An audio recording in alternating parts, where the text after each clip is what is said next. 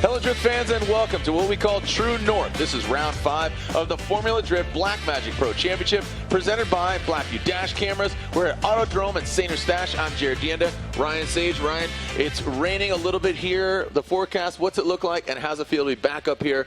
You know, we're in America's hat, some people call it, but we call it True North. Yeah, no, I think this is aptly named, the Irwindale of the North for sure. We saw some incredible action last year. This is where the championship started shifting back to Frederick Osbo as he had a really big win here. The fans are amazing. It looks like the weather tomorrow is going to be perfect. Today we will have a little bit of weather to deal with, but we will get qualifying started on time as the drivers are practicing right now and finishing up, getting used to these conditions. Yeah, you mentioned Osbo. He's won here twice in a row. Can he make it 3 in a row? And this track has a lot of history, a lot of true drivers from Canada, as well as, American drivers. Ryan Turk, he's been competing up here numerous years. So it's really great to see these high horsepower, these caliber of vehicles come up to this iconic track, as you call it, the Irwindale of the North. So we're talking about icons. Do we have a making of one? James Dean, he has been on fire. He's the man to beat. The target is on his back. Would you say that, Ryan?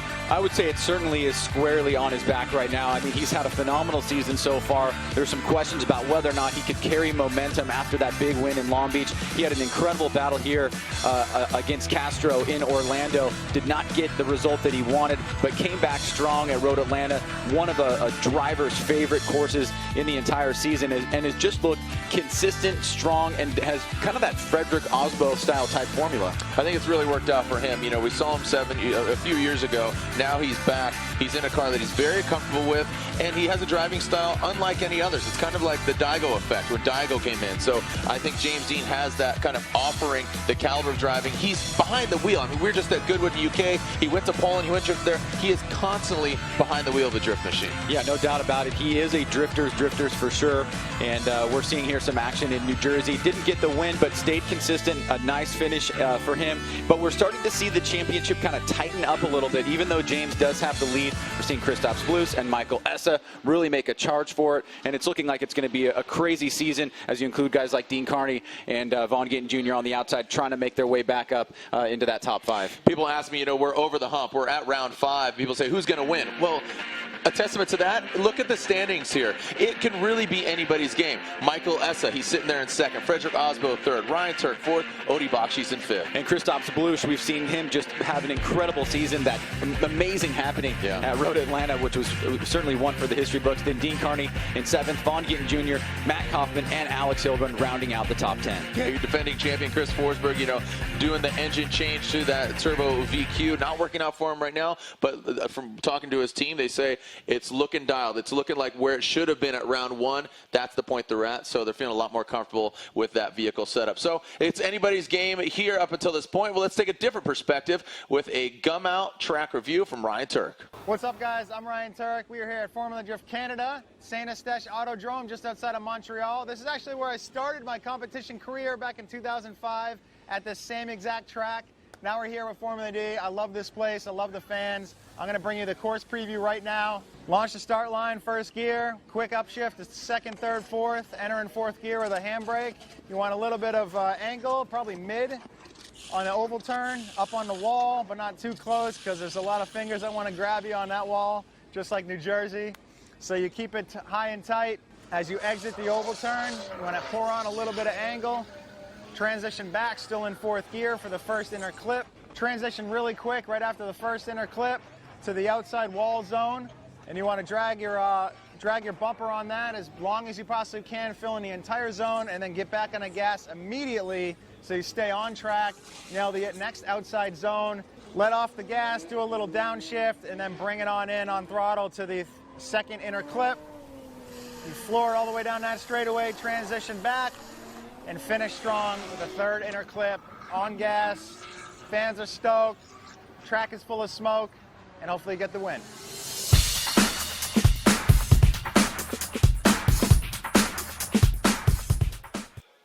All right, now let's bring in the 3rd member of the broadcast team up here in the booth, Ryan Lantain, also one of the judges. Ryan, today's format is getting things started here in the wet. What can we expect to see for today's format? So today we're doing qualifying. During qualifying, each driver gets to do 2 non-consecutive laps. They're going to receive a score for each run. They're going to keep that higher score. So they're aiming maybe to do a safe lap and then a really, crazy lap to try to get a higher score. And then we're going to have up to 32 drivers into head-to-head competition. And any ties that happen between these drivers, we're going to refer to the lower qualifying score to break that tie. Now, taking a look at the track map here and what you guys have designed, giving the fans at home an opportunity to see it for themselves, just kind of break down the line and angle aspects of this and what you guys are expecting from the drivers as the judges. Outside zone 1, you can see is broken up into 2. The first part of outside zone 1 is a little bit wobbly on that wall. It's not exactly round, so we tell them to make a nice smooth arc as close as they can. And then the second part, they want to be really tight to that wall, so as wide as possible. They're going to transition into inside clip 1. At that point, we want some good angle, but not so much that they slow down. We want to make sure that they maintain their speed through there. They're going to transition really quick and aggressively out to the touch and go. From that point, they want to fill outside zone 2 and then get nice and tight on inside clip 2 without slowing down. So that's important. We'll come up to the Excel decel map for tomorrow's competition. And then they're going to finish off at inside clip 3 and finish wide over the finish line. And you guys have basically allocated points for both line and angle in different sections of the course, depending on those sectors overall, making for a total of 100 points. But a big chunk of that goes to style. Tell us what style is and what that represents. Initiation, fluidity, commitment. You're going to hear us talk about IFC, which is the short for those 3 titles right there. Initiation. Are they initiating early enough? Are they getting the car to angle quickly? And are they getting back on throttle really soon? Fluidity. How smooth is the car rotating throughout the course? Does the car look really settled? And do they look comfortable in the car? Commitment is how aggressively they're going to throw the car around on the track and make it look a little bit risky. So are they getting the car thrown up to a wall, which might look like, whoa, they're not going to make it, or to the edge of the track? And also using the throttle really well throughout the course and not breaking up the track. And sometimes when you do take that big risk, it turns into a mistake, and that's why we have runs that we call incomplete. So tell us what the incompletes are in qualifying. In qualifying here, we only have 3 or 4 things on the list. It's not a very in-depth list. You can see here spinning out is one of them. Opposite drift, so that means drifting in the opposite direction. The car should be at angle at any certain point on the track. And then anything latchable opening on the course. Now, these are the hard and fast rules that we have to give incompletes for, but it doesn't mean that our hands are tied and we can't give incompletes for other things that we deem too excessive on the track as well. All right, so there you have it. That is the qualifying format. You've heard it here from Judge Ryan Lantain. We'll take a quick break, come right back here to St-Eustache for round 5 of the Formula Drift Championship and qualifying. Vintage drifting. How we doing out there, drifting world? As you can see, the gray clouds are looming. Not as much, no moisture coming from the sky, but as you can see, there's some puddles that have accumulated throughout the track. That's going to play a role into qualifying. And Ryan, you said forecast as far as tomorrow looks to be dry, so it should be exciting. And a gentleman that knows, there's as we take a look at the RainX weather, 68 degrees, thunderstorm, 60% chance of rain, wind is calm, but I'm seeing some of these flags waving around. So, if you don't like the weather, wait 10 minutes, maybe wait an hour. But right now it looks like, is that Jesse Wood just hanging out there in the mix? But again, we are live here from St-Eustache, and a driver that knows a lot about this track, Mark Landerville. He's up first. Yeah, no doubt, doing double duties this weekend here at FDC and Formula Drift in the Pro Series, so we'll see him multiple times this weekend. And for the fans watching at home on the live stream, we are only talking to you this time. This is a non-live event broadcast for Jared and I, and we have some co-commentators that are commentating to the live audience here in French and English, but we're just talking to you. So, well, predominantly French-speaking country in this area. So, all right, here we go. Mark Landerville initiating. There is 3, 2, 1 cone. Now they want to fill the back of that rear zone as going all the way through, and Landerville, you can see him shimming his way. Right there is where that rear clipping zone ends. This is the first front clip, navigating very straight past it, lacking the angle now. Right here, boom, that second outer zone. Oh, yeah. Thanks for letting me know. Fill me in here. What do we have here, Ryan? I was trying to fill you in. Go and interject. Jared came in late. This is a recon lap. Each driver is going to get one recon lap in order to get used to the changing conditions here. Late breaking news for me. Obviously, I'm like, really wasn't that straight. So this is a non-judge run. Correct, yeah. So it'll be one recon lap and then into the judge run. What's basically happening is we had a lot of standing water, a lot of rain early on. It was a lot more consistent, but as it started to get a little bit drier and patchier, we allowed for the drivers to do one recon lap to adjust to the changing conditions, and then they will have their judged qualifying lap. So basically, you'll see them 3 times. Got it. Thank you, sir. Wow. So thank you for the clarification. Yeah, just came in a little late there. Everybody's looking at me. I'm like, what am I doing wrong? I'm calling the run. Seth's over here. Judge is looking at me. Everybody's just smiling. I'm like, what there's something in my teeth? So that was Mark Landerville's recon run. And now this is when a push comes to shove. Let's see if he can push it up into that wall, that first outer zone. As I said, 3, 2, 1 cone. Boom. Now he is into that outer zone. You can see about half car length, and it's not a true round. You know, it comes to a point there. Now you can see what's a great sign here is we are seeing some smoke. You saw a correction there from Landerville trying to get it to that outer zone. The outer zone begins right there as he knocks over that first cone, filling the outer zone. You saw him hit 3 wheels. Crawling around the Black Magic Intense tire wet clipping point.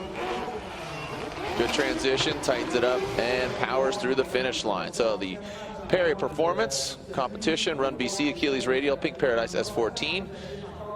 Mark Landerville with this first run. Let's take a look at it. This will be a good opportunity to show everybody at home where these 3, 2, 1 cones are. That is the latest point of initiation there.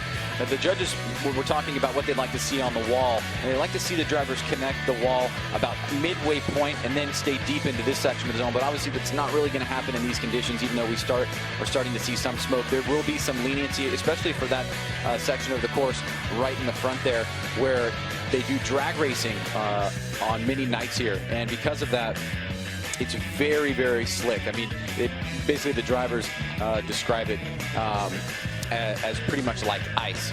So they want to be a little bit lenient there. We will allow them to not go through that section of the course with as much angle as they might in dry conditions.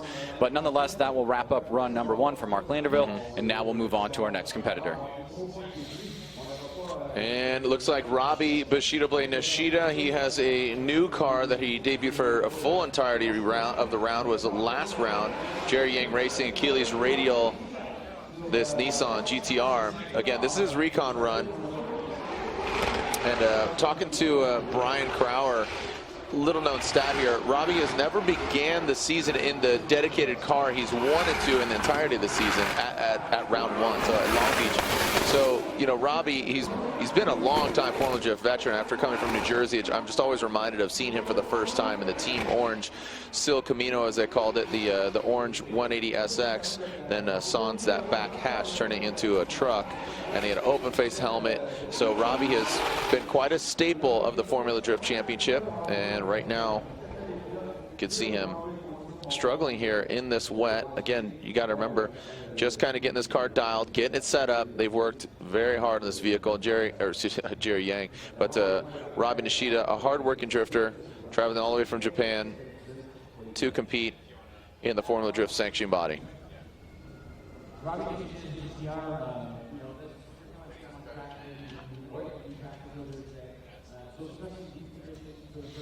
All right.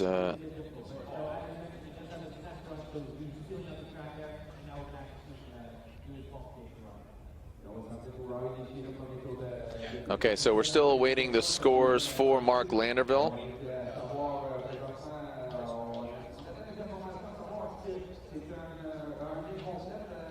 And Landerville with a 63 is our #1 qualifier.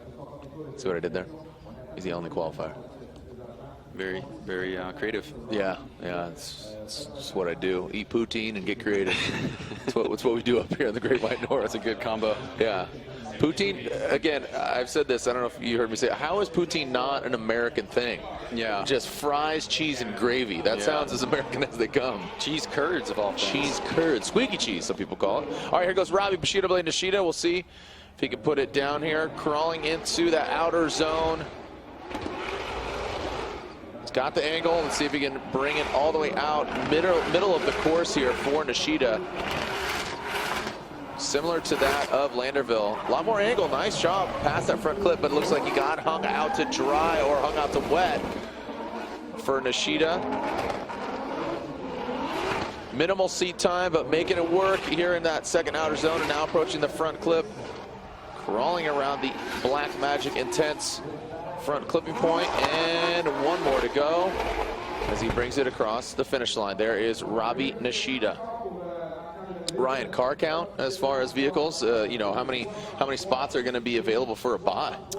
Looks like right now there's going to be 7 spots. There's 25 drivers that are here that made it across the border. As we take a look at Robbie Nishida here, you can see he gets a nice early initiation there, right a little bit before the standing second cone. Now you can see a lot of drivers so far, well, not a lot of, but the 2 drivers that have gone out so far have not really played with the wall too much, and that's probably smart, at least on run number 1. Robbie here is going to actually put a lot of angle in the car through that inside clip, almost holding up there, but he's able to bring it back around. Now that clip will be a large part of the discussion for tomorrow, because what we've seen there in the past are drivers that use the ability, a very big angle there to slow the car down, sometimes choking up the chase driver, and the judge has been pretty specific about what they'd like to see there. So as Robbie Nishida crosses the finish line, he will have a score in the books. So Pat Gooden here. Pat Gooden in his Black Magic Huddy Racing Intense Gum Out Hankook tires, number 46 there. Pat Gooden on his recon run.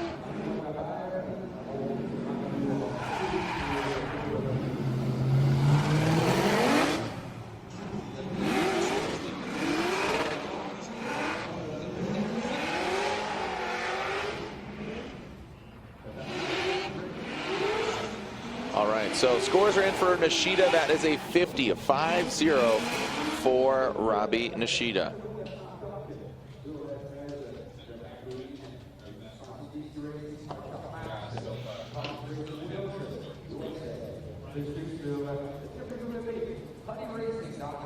All right, so Pat Gooden making his way back to the start line.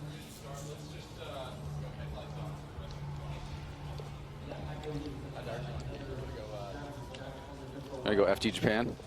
I mean, we can get weird. You want to get weird? Ooh, the lights just turned off in here. Lights.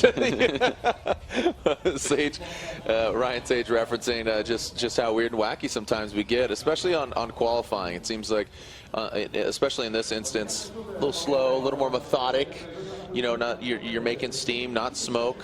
You know, we're at an iconic track, and you get excited about this track. I love this track, yeah, and I love the fans here. This is one of my favorite groups of all the events that we go to. Yeah. I mean, they break down that wall as soon as they open the gate and rush towards their seats, so it's really exciting. We'll get back to that and how excited the fans are, because I want to elaborate on that more. As Pat Gooden brings it into the wall. Nice job from Pat. All right, Gooden working it to the wall. Closest we've seen so far. I mean, mind you, this is the 3rd car here in qualifying that we're seeing. Nice job. Brings it into that front clip. Better angle, but not the proximity on that front. It's an interesting portion of the track, because, you know, you're running towards that track's edge. When you fall off, it is pretty substantial. You'll see some vehicles go off there and really get vertical with their nose up in the air. But Pat Gooden, looks like we're gaining some traction. There's the smoke coming off the Hancooks. There's Pat Gooden putting down a score. So let's take another look here. You can see Pat starts off pretty early initiation right there at that 3rd standing cone. And like you said, Jared, he flirts with the wall a little bit there on initiation. And the judges were talking about, you know, right at that center section of the bank, they'd like to see them get up against the wall and ride it all the way through. It's actually probably the smoothest part of the bank in terms of the line driven through that section of the course. There's Pat right there on that 3rd hash mark on that 1st inside clip, now reaching out to this second outer zone here. And from here, that last yellow cone, they want to see you come down here with a nice smooth line, hit that inside clip. There's a couple different lines that you actually can take that were spoken about in the drivers meetings, and there you can see Pat wrapping around that last inside clip and then through the finish line. So a good start for him. Starting to see some variable conditions out there as the dry is starting to come up, especially the line that the drivers are putting down pretty consistently here. We'll start to see it get much drier in those areas quicker as Kyle Mohan out on his recon lap. Ryan, you're talking about the fans and breaking down the wall. To me, it's kind of reminiscent of a movie. Okay, real quick, Pat Gooden, a 62 for Pat Gooden. What's the hold? You quote that quite a bit. What movie is that? Braveheart. So I feel like it's Braveheart. These are like brave, hardcore drift fans. They are. I would say that's a good analogy. Yeah, for sure. Hold. Ready for Gates war. open. Poof.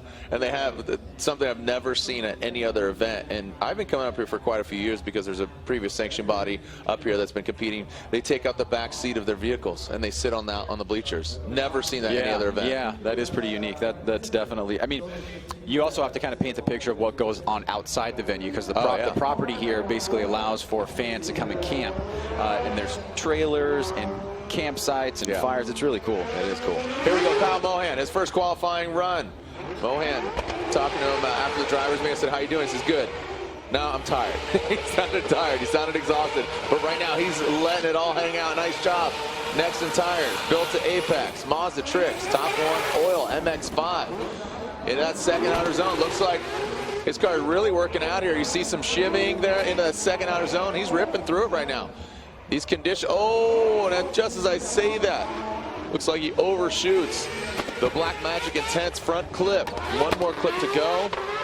So way out of shape on that one line, but I like his enthusiasm here. So Kyle Mohan. Take a look at it again here, Ron. Here's Kyle here, setting up for initiation. He also starts with that early approach there. A little bit of wobble in the front wheels, but doing a pretty good job on the line here as trying to be careful not to flirt with the wall too much in this, at least in this first run. Takes that middle line approach, hit that first inside flip, hits that third hash mark, and then shoots out to that touch and go into the second outer zone here. You can see trying to find his grounding, and then right around here on this second inside clip, he's going to wash out the front end a little bit. He does keep angle in the car, so I don't think this is going to be a zero. The judges have specified that they will give some leniency in these conditions, and so it looks like Kyle Mohan will have a scored run in the books for run number 1. All right, so this is the Goosh, Ken Gooshi, the Greddy Performance Toyota Racing Toyota GT86. As we're waiting for Kyle Mohan's score.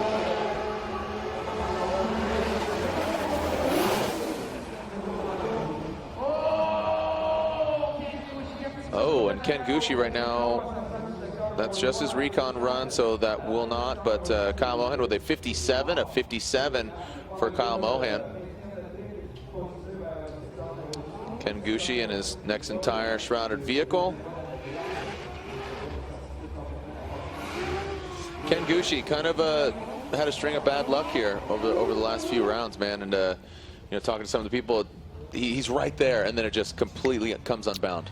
Yeah, I would say bad luck has been definitely a lot of it, especially with the vehicle. And, we've seen Ken drive at a very, very high level the past few years and certainly been in the conversation for championship chase, especially 2 years ago where we came just so close and finished second. But, just hasn't had the start that he's wanted. And, maybe the midway point of the season is time for him to break out and, have some good performances. And hopefully the team has been able to take back all the data that they've acquired from the past few rounds, make the changes that they need, be able to give Ken a nice competitive vehicle and go out there and try to get some wins. All right, let's see if Ken Gooshi has it. It's all back together. See if it all comes abreast here at Autodrome St-Eustache.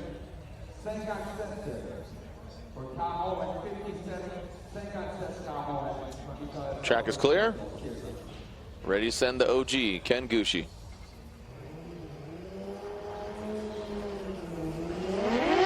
Saw a cool thing on social media. He's live on his Blackview dash camera right now, so you can actually watch in the car. Look at that big angle. Nice job from Goosh. Tearing it up, tight to that wall, flirting with disaster, but holds on to it. Nice job by Goosh. Big angle there from Ken. This is where he lost it on his recon lap. Can he keep it together? Nice job. You're seeing some flames here, some front wheel correction here. Way off that front clip, so that seems to be a point of difficulty for a few drivers. We just saw that from Mohan. You saw the water fly up, so a puddle accumulated over there. Ryan, I heard you get excited about that a few times throughout the run. Yeah, well, that was definitely the most high-risk run we've seen so far. He may have missed that second inside clip through the second to last turn, but right here you can see a pretty aggressive initiation given the conditions. But watch how close he gets to the wall. Even in these conditions, like we said, the judges would like to see you get to the wall about halfway through. He actually committed to a little bit earlier than that. You can start to see the smoke come up, big angle through that first inside clip. And right there, a little bit of a tentative transition, doesn't get out to that touch and go. And perhaps that was because he went off course in his recon lap there, trying to play it a little bit safe. You can see that kind of over momentum caused him to miss that second inside clip, but he's able to finish up the run with pretty good angle here through that last third inside clip and through the finish line. So good run for Ken. Starting off, as we can see that the dry patches are coming up to the surface much quicker now, and but there still is some wet and a few little puddles mingling around on the track, making it treacherous here as we go from wet to dry conditions. All right, we'll wait for Ken Gucci's score, and here's another Toyota Racing GT86 of Castro. Look at that, looking precarious, but also comfortable. Looking aggressive is Castro. So Jonathan Castro, his recon run, awaiting Ken Gucci's score, and I'm here in the end. 73, a 73 for Ken Gucci. That's a great score given the conditions.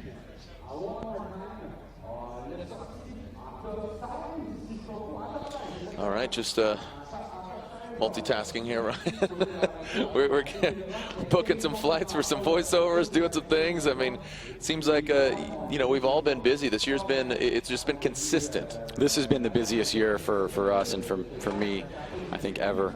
Really? For sure, yeah, definitely. Wow. I haven't really been home at all. What is home? Yeah. Help me. Help. I wonder if J-Dog is going to be watching this weekend, or if he's watching right now. Who's J-Dog? You know, Jeremy. J-Dog, Jeremy. Who's J-Dog? Oh, dang, that's crazy. I hope he is listening. Our editor. Oh, Jared Underwood. Got it. Yeah. You've never called him J-Dog, by the way. Here we go. Here's J-Dog on track. Jonathan Castro. Jonathan Castro throwing down. Angle there. Didn't get all the way out to the zone, so it looks like he's a little bit off, just getting those finite details. Now firing, that's where I really liked his aggressive flick in that second outer zone. You're seeing drivers then tighten it up, but Castro having some difficulty there. Tight to that final front clip and powers through. So if J-Dog's listening, J-Dog's on track. Yeah. The dog pound is here. I'm J-Dog, you're our dog. Yeah. Well, Jonathan Castro starting off his first run of qualifying here. Had one of the more memorable moments we've seen so far this year in Orlando, as he went one more time against James Dean in probably I would say the best chase run of the year so far, and had a really emotional talk with Lorette Nickel afterwards. It was a really awesome moment.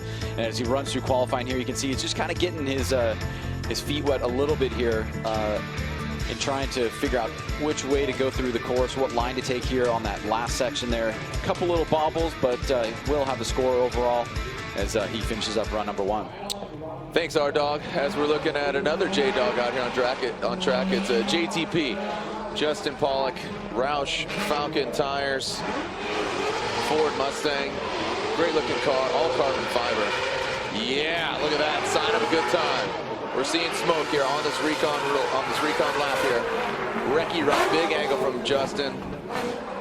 And this is a good opportunity. I mean, they're testing the conditions. They're kind of seeing the spotter ideally is giving them, yeah, it's dry here, it's wet here. This is, see, right here.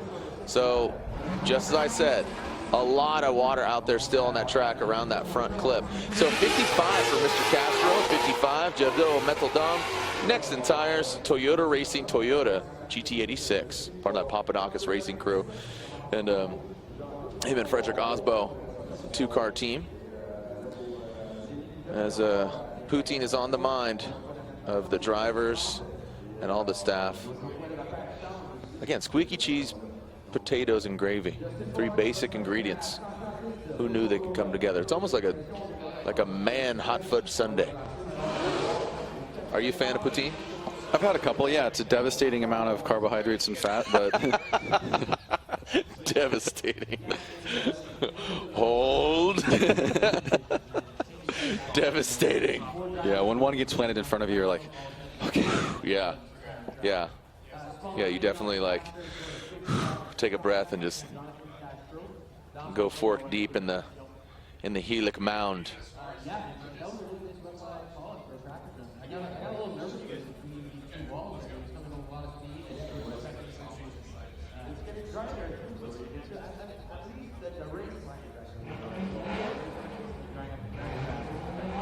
Okay, so there might, again, all the scores are unofficial, just to let you know. So there might be some score modifications. Look at the angle here from Pollock.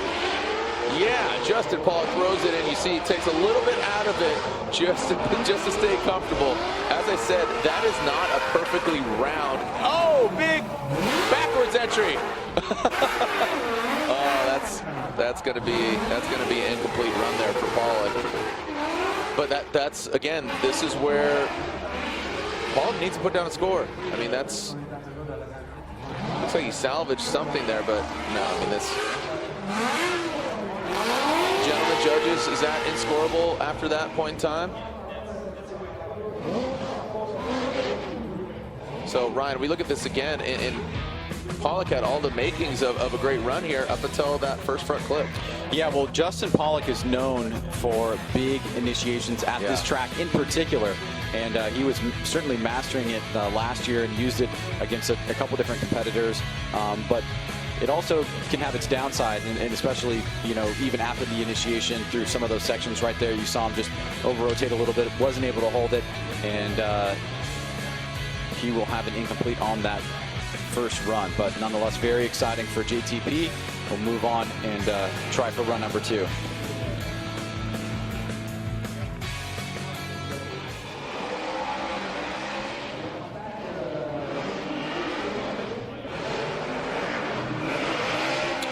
Okay, so another Mustang out here on course, but with Chelsea DeNofa behind the wheel. The BC Racing Nitto tires.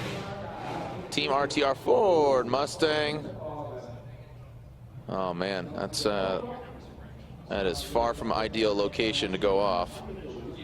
A lot of mud, a lot of gunk.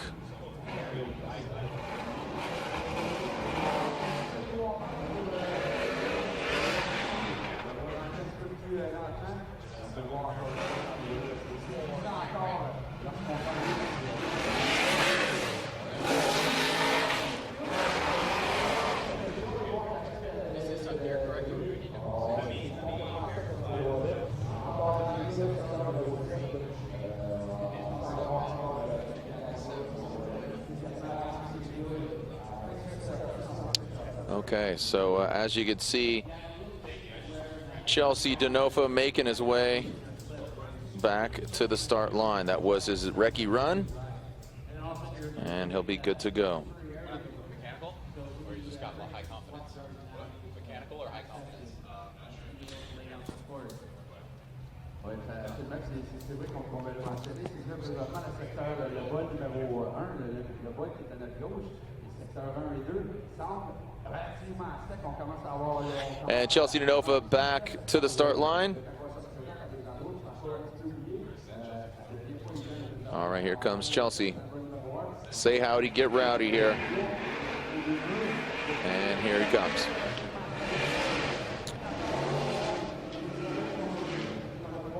Coming down the pipe. Nice angle there. You can see good counter lock dialed in. BC Racing coilovers doing their work, absorbing. You can see it's not exactly flat over there. You're seeing the car do a lot of movement. This is where he went off in his recce run, but now looks like he keeps it where the rubber meets the road.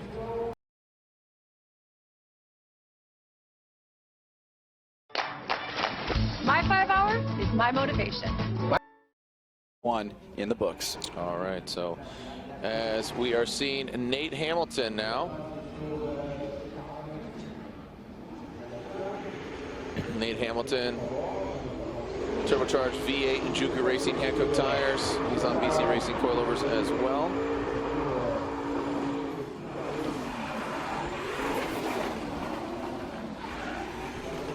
awaiting Chelsea DeNofa's score.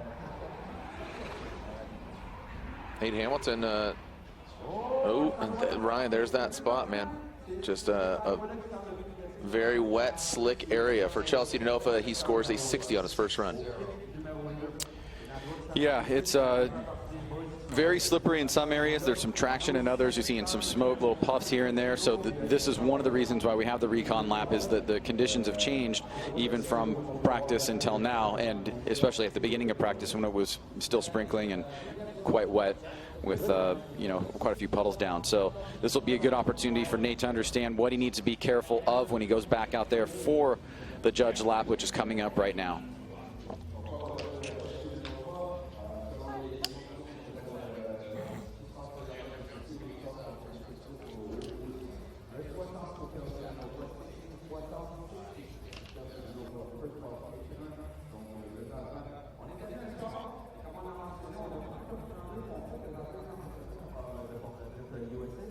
All right, so Jeff Jones was to be up. I'm hearing from the officials. Jeff Jones in the DocX S14 from Los Angeles area.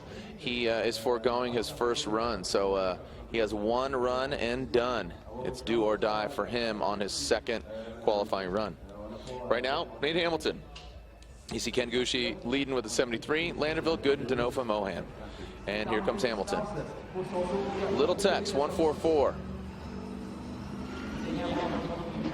All right, nice job there from Hamilton.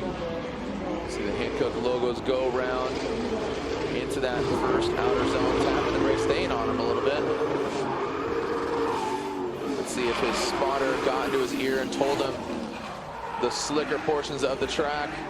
He just saw how slippery it is. Now this is right here. This is the difficult spot for a lot of these guys. Nice job. Yeah, holds on to it. So you see a big straightening there from him. But that's that level of compromise I think that you need to make. Yeah, I think he's going to be okay there. He was definitely getting real close, and you could tell coming into that second inside clip that things are going to get a little bit wonky there. But let's take a look at the initiation and the first outer zone. Decent job here again, not really flirting with the wall, just trying to play it safe, get a score on the board. But you can see the smoke cloud there, Jared, starting to pick up. So the bank looks to be one of the more drier sections of the course right now. And Nate does a good job hitting that first inside clip. Doesn't really get out to the touch and go, and you can see him kind of bouncing around here. This is where he went off course the last time. Put some angle in the car, but then right there loses forward momentum and has to kind of switch back. So he certainly flirted with an incomplete there. I'm not sure that the judges are going to give it to him. I think he's probably going to get through here, but we'll see what the score will end up and where that will put him in the overall ranking. Is now Matt Field hits, of course, for his recon lap.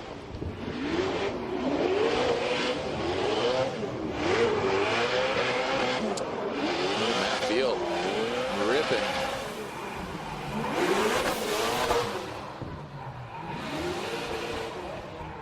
All right, awaiting Hamilton's score. And 61. So as you said, Ryan, he does come away with a complete run, not an incomplete run. So Hamilton, Ham Fam, cheering him on from Texas, or from here in the building. And this supercharged V8 of Matt Field.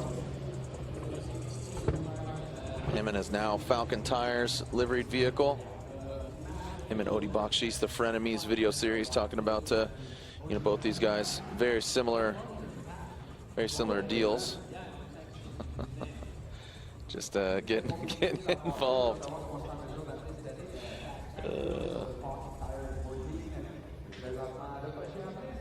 Yeah, right.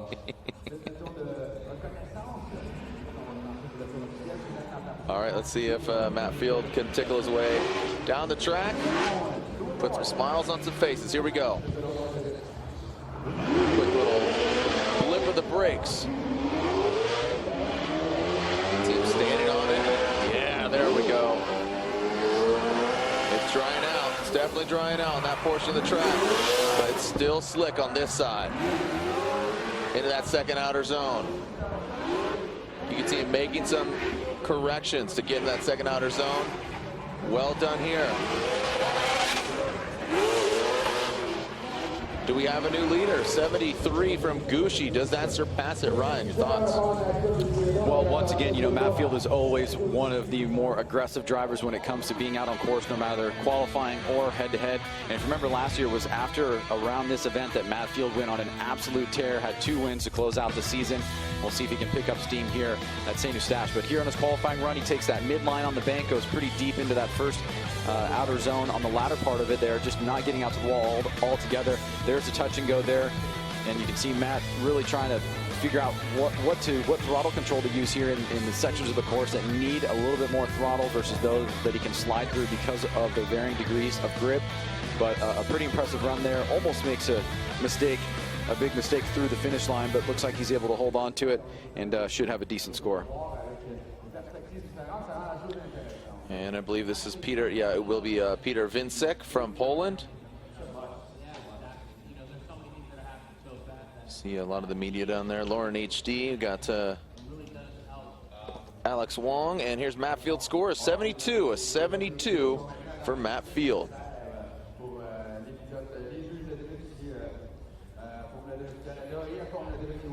Peter Vincek, 2JZ powered, Werthouse, Falcon tire, S15.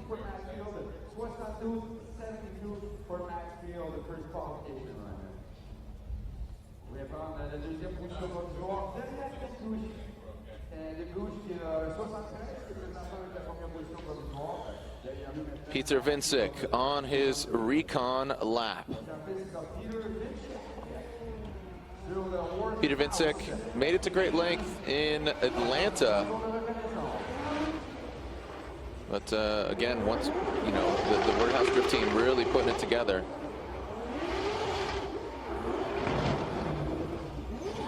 Getting sketchy.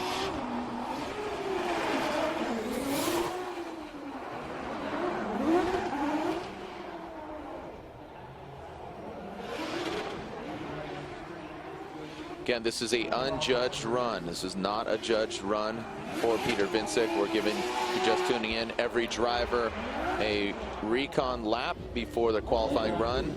As Ryan said, or as Ryan Sage said, you'll see them 3 times. The recon lap, their first qualifying run, go back in line, and for their second qualifying run.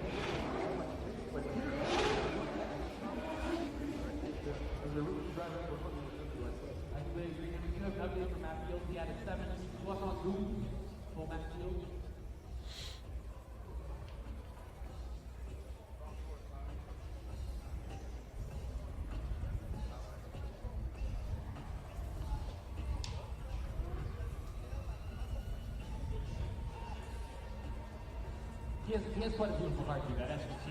Oh, yeah, that rocket absolutely. And here we go, Peter Vincek. Initiates, you see him hesitate, then roll into it. Well done by Vincek. Yeah, big angle, oh, some correction there. Into that second outer zone. Nice job. Let's see how he manages. And gets into the slick portion, overshooting it. Holds on to the angle. And around the final clip, there's Peter Vincek. So here we go. Let's take a look at run number 1 from Peter. Big long e-brake pull into his initiation. Back on throttle here. Tries to find his way out to the deepest part of the wall that he's feeling okay to go. You can see smoke really starting to come up here. Puts a lot of angle in the car, has to pull it out, so makes a mistake right there on inside clip number 1. From the touch and go to outer zone 2, nice fluid line. Now a lot of drivers have been having issues here, and you can see there's not a lot of grip in that area of the course, so really having to find the appropriate way without going off course. Again, having to pull a little bit of angle out of the car right there on that last inside clip, but good aggression overall from Peter as he finishes up run number 1.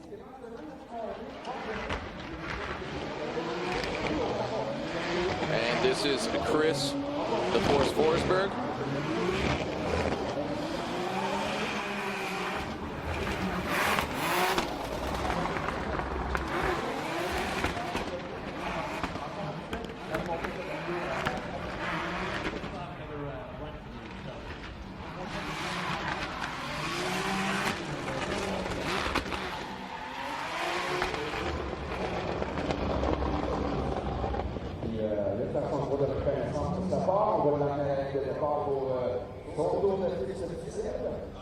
And Chris Forsberg.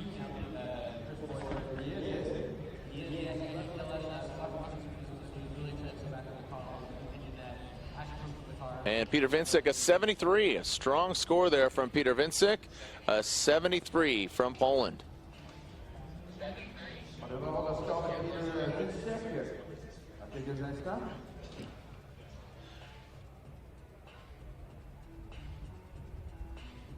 C'est officiel, c'est rentré. Et Peter Vincek qui vient de prendre un 73. 73-73 pour Peter Vincek, 73. And here we go. Forsberg with his first qualifying run. Now with that twin turbo VQ under the hood of his 370Z. His team feeling comfortable with his setup now. Definitely different from the previous years of the V8 under the hood of it. Wow, this thing making all kinds of crazy noises here at Autodrome. So there it is again, that slick portion. And tight around that final front. Well, Chris, always known for the sound of his vehicles, and this one certainly has that as well. The aesthetics and the sound really cool here, especially all the backfiring and everything that he's got on the vehicle to make it do what it needs to do with those twin turbos and the anti-lag. Chris, getting deep into that wall next to Gucci, right around the same there. So doing a good job on the line for the first section of the course. Hits that first inside clip, heads out to the touch and go here, and now out to that second outer zone. And again, what we see, Jared, is a lot of these guys either miss timing or trying to find an area of that section right there on that inside clip number 2 that has enough grip that they can get through it without having to pull angle out of the vehicle or go off course. So we're not seeing many guys kind of drive out of outside zone 2 and then using a nice arc to get to that that second inside clip because of how slick it is there. So we'll see how Chris does with that run. A nice start for him as we'll move on to our next competitor and his recon lap. Alec Honadel, fix your fuel. S14, Forsberg, a 64, and coincidentally, that's his race number too. So 64. He wished his race number was 100, but not the case. So Alec Honadel just trolling through the course and now turns it up.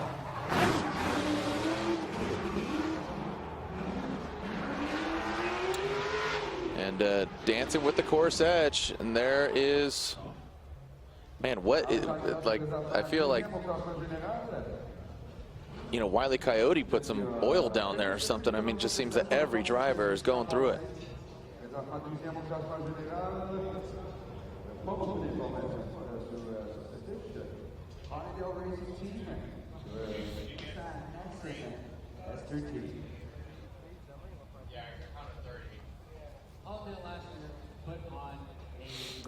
Alec Honadel. Honadel with his first qualifying run.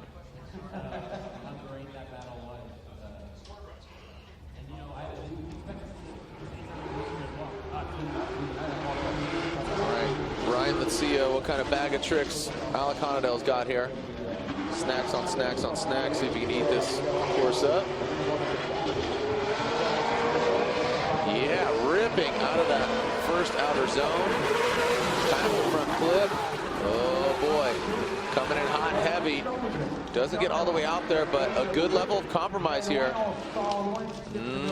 Just as I say that, looks like overshoots it.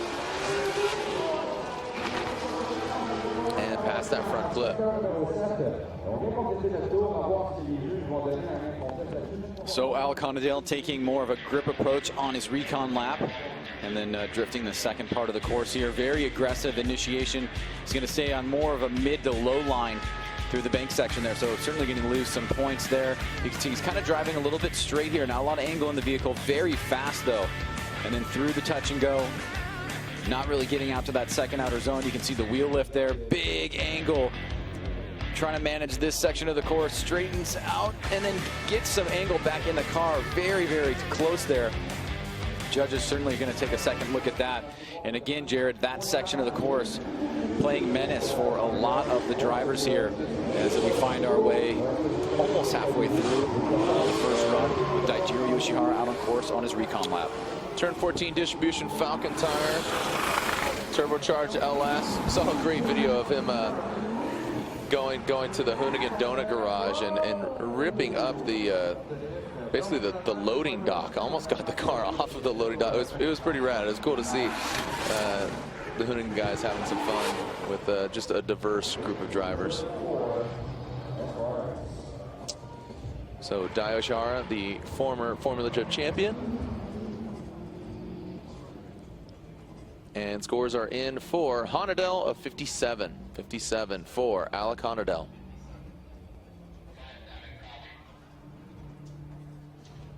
Et puis on a le score de Alec Honadel qui est rentré. Alec Honadel nous a donné un 57-57. 57-57 pour Alec Honadel for qualification run. So you can see the leaderboard there. Gucci leads. Peter in second. Field, Forsberg, and Landerville. Daijiro on his first qualifying run.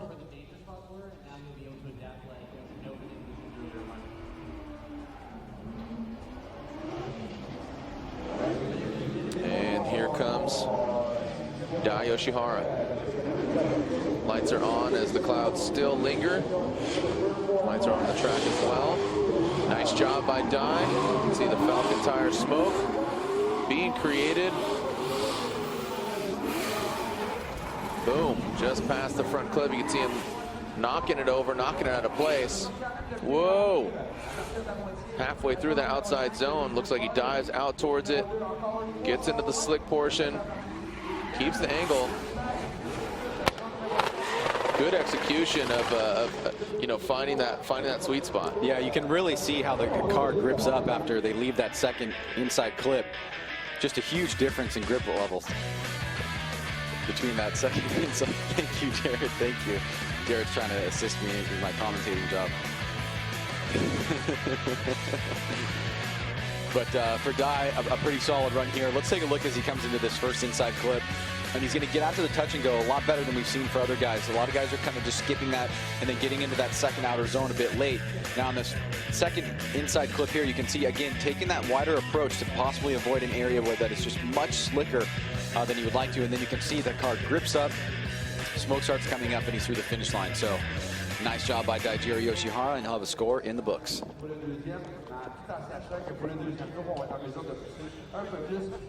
Right, so Matt Kaufman, put him in a Kaufman. Machine was built for war. Dai Yoshihara, 70, great score there. Turn 14, Falcon tire, Ineos oil on a suit there. You can see from Kaufman as, hey buddy, pump the brakes. Look at this Kaufman already. This is it's just practice, Matt. World War Kaufman going for it. I only go 100%, nothing less. The Ford V8 under the hood of S13. Does he know this is not a qualifying run? Save it. Yo, Matt Kaufman, that's a great prelude to see what's going to happen now when it counts.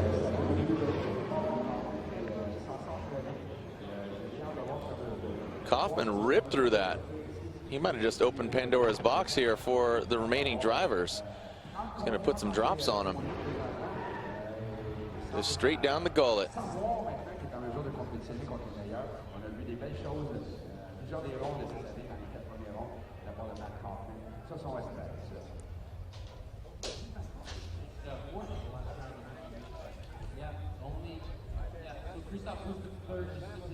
All right, so Matt Kaufman.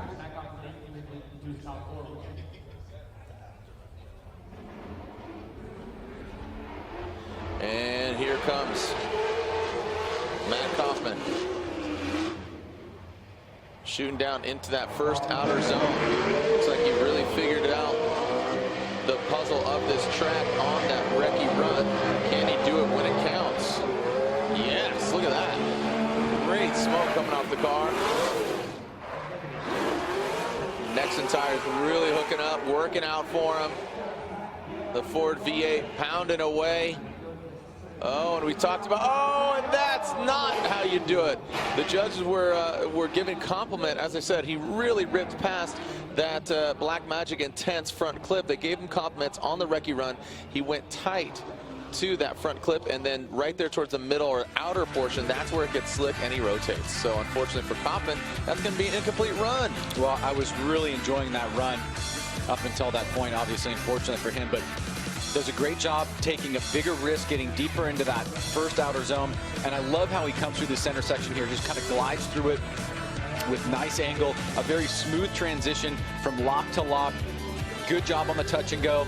Second outer zone is awesome. And then right here, he's gonna have a lot of angle in the car and then no forward momentum to keep himself out of that spin. And he will have an incomplete. He's gotta be really frustrated with that run.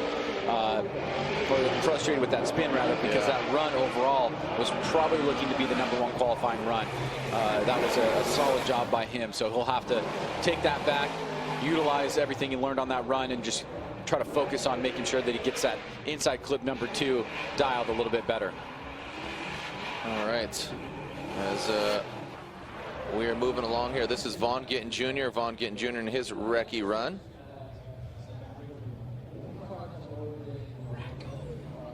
I want to give a shout out to the Swans, the Swan boys, Papa Swan, Terry Swan and Nick, watching back home.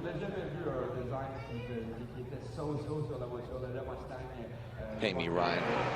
Pay me, fool. See if Vaughn Gittin Jr. gets paid here. Monster Energy, Nitto Tire, Ford Performance, Mustang RTR. Got the Roush power under the hood.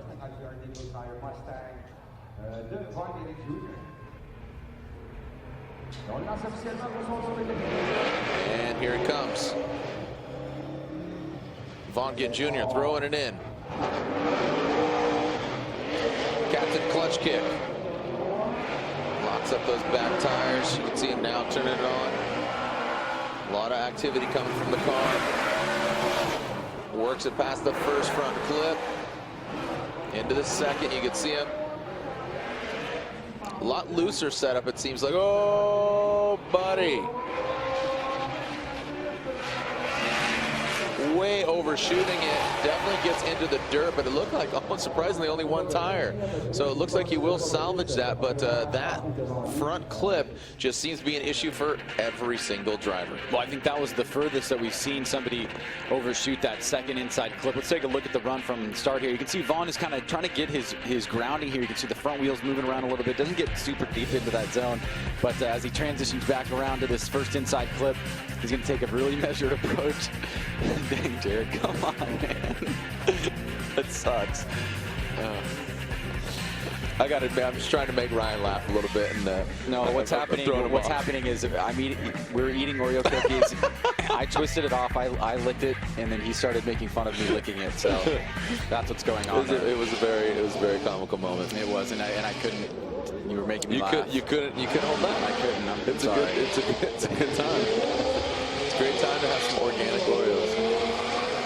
For those that might not know, Ryan Sage is a health nut, and he brings a wide array of healthy snacks that all of the staff really enjoys thoroughly, to the extent of these organic Oreos that he's one of those dudes. Some people eat Oreos in different ways, and you're one of the twister offer and liquor on the inside. That's right. Nice. I like it. So Dean Carnage Carney. Both we had Vaughn Gittin Jr. there, a 63. A 63 puts him into the #6 position. Both Vaughn Gittin Jr. and now Dean Carney, we had a great trip to Goodwood Festival Speed just a couple weeks ago in Chichester, UK, and what a phenomenal event. And I was happy to be part of it and announce the 6 drivers that were out there, including 5 Formula Drift drivers, that of Dean Carney, James Dean, Vaughn Gittin Jr., Chris Forsberg. You had Bagsy and gosh, I'm spacing on the other one. Yeah. What do you got, Andy? Oh, he's raising his hand. James Dean, Chris Forsberg, Mad Mike Woodette. Mad Mike, yep. There we go. So Mad Mike Woodette was out there too. So 6 drivers flying the drift flag out at a very phenomenal event, Goodwood Festival Speed. Here we go, but now here we are in Canada as Dean Carney goes down the Oracle Lighting Achilles Radial Dodge Viper. standing on it. Nice job. Woo! Said he got into a tussle on the wall. I saw it on social media, but right now, getting into the dirt. You can see how drastic that drop-off is there, Ryan. It's like he was doing a 50-50 on that coping, and that will be, unfortunately, a incomplete run for Dean Carney. Ryan going for another Oreo. Ryan, get it. This is not an endorsement of, nor is it actually an Oreo. It's a, how do you say that? Cadia? Yep. Let's take a look at Dean here. His judged run, you can see a little bit of trouble there, locking into the angle, midline here, lots of smoke. So again, the bank, the driest part of the course so far. Nice transition back around, does a great job on that inside clip. Big angle through the touch and go, but then right there, just too much momentum. He's not able to slow the car down, and he will go off course, and then continues to get back on it here. But the incomplete transpired right after the touch and go. So like you said, Jared, unfortunately for Dean, he'll have to go back and try for run number 2. Yeah, and yesterday he got into the wall. So as I said, I saw on social media, I wasn't here at the track yesterday, but he got into the wall, got it fixed, and it looked good up until that point. Christophe Blush.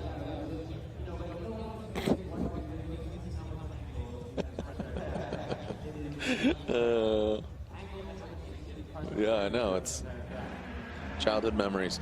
Christophe Blush from Latvia. He is taking his recce run here in this HGK BMW Mass Motorsport Power.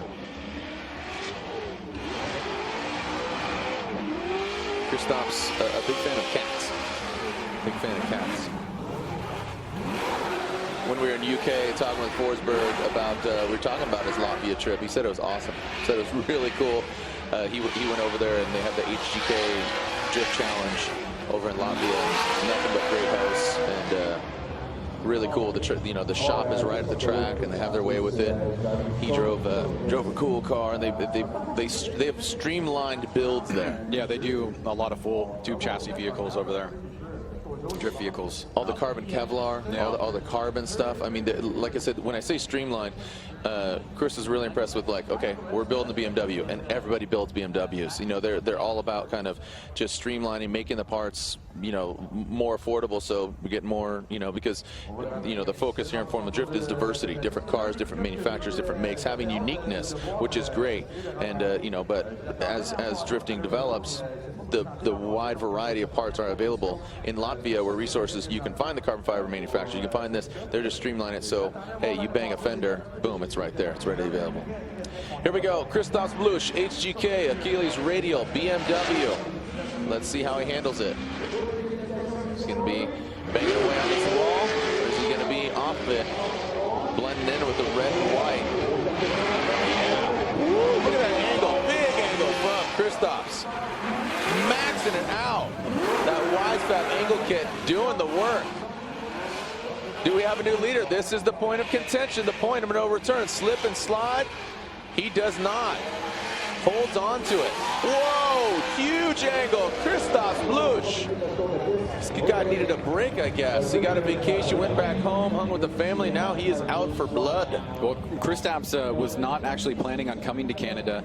That's right. And when I talked to him in Jersey after he had done so well, he said, yeah, I'm going to be coming to Canada now because I'm in the hunt for the championship. So Christophe Blush doing a great job here on run number 1. You can see very aggressive through that first outer zone. Nice job on that first inside clip. Touch and go, going deep here.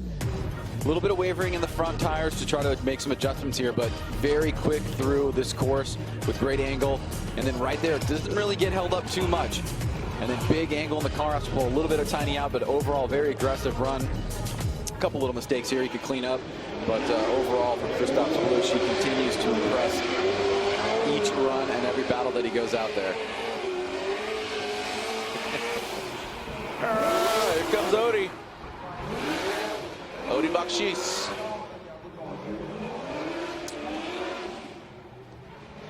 Odi Bakshis. As Ryan breaks out some supplements here. Told you, just a specimen. As Christophe, look at that, a new leader, 82. Christophe Blush from Latvia. making his presence felt.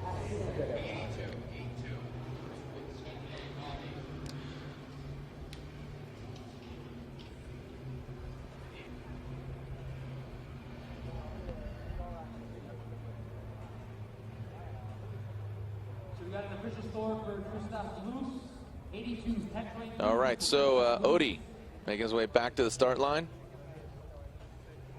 Yeah, you're exactly right. That's the driver that can nail the point train he's nailed. The guy is a machine when it comes to that. Very precise. 82, je m'excuse. La chemise 82, 82, 82.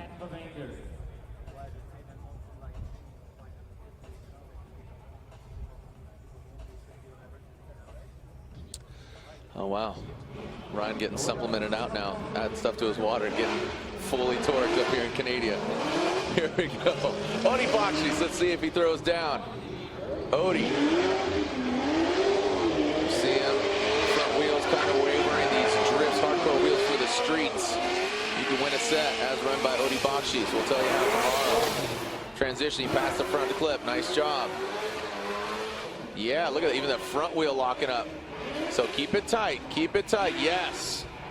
His spotter aiming his Falcon Tires team, I'm sure, cluing him in. The wider you get, the slicker it's gonna get. So some knowledge not only being shared from spotter to driver, but all the spotters really taking note of the previous vehicle's runs. Yeah, Amy is certainly very attentive in the drivers' meetings and asks a lot of really good questions and tries to get as much clarification as she can. And it's paying off for Odie. He had that big win in New Jersey. And now trying to add to that here. He's on a much lower line, kind of a mid-low line there. So we'll take a few line points off the table, but nice job right there in that first inside clip. Doesn't really get out to the touch and go here, but overall smooth and fluid, not too many mistakes, just having a little bit of a line issue. And then right there, a little bit of a correction where we see a lot of guys making a correction. And you're right, Jared, we are giving out some drift wheels tomorrow. We're also giving out another pair. Another set, rather, on the Formula Drift app right now. Oh, wow, look at that. If you go to the app or you don't have it, download it. And all you got to do is put your name, email, and make a comment. And that's it. All right. I want to win wheels. Yep. Odie Bakshis, an 80. Boom. 80 for Odie Bakshis. The Falcon Tires field suspension. S14. Odie Bakshis with an 80. Puts him into second. All right, the gum out Toyota Racing GT86 of Ryan Turk. He's on Hankook tires. Operated by Nameless Performance, 2J. That anti-line setup becoming popular. It sounds oh so vicious. Track dry now. Wow, using all of the course. Really hanging it out there.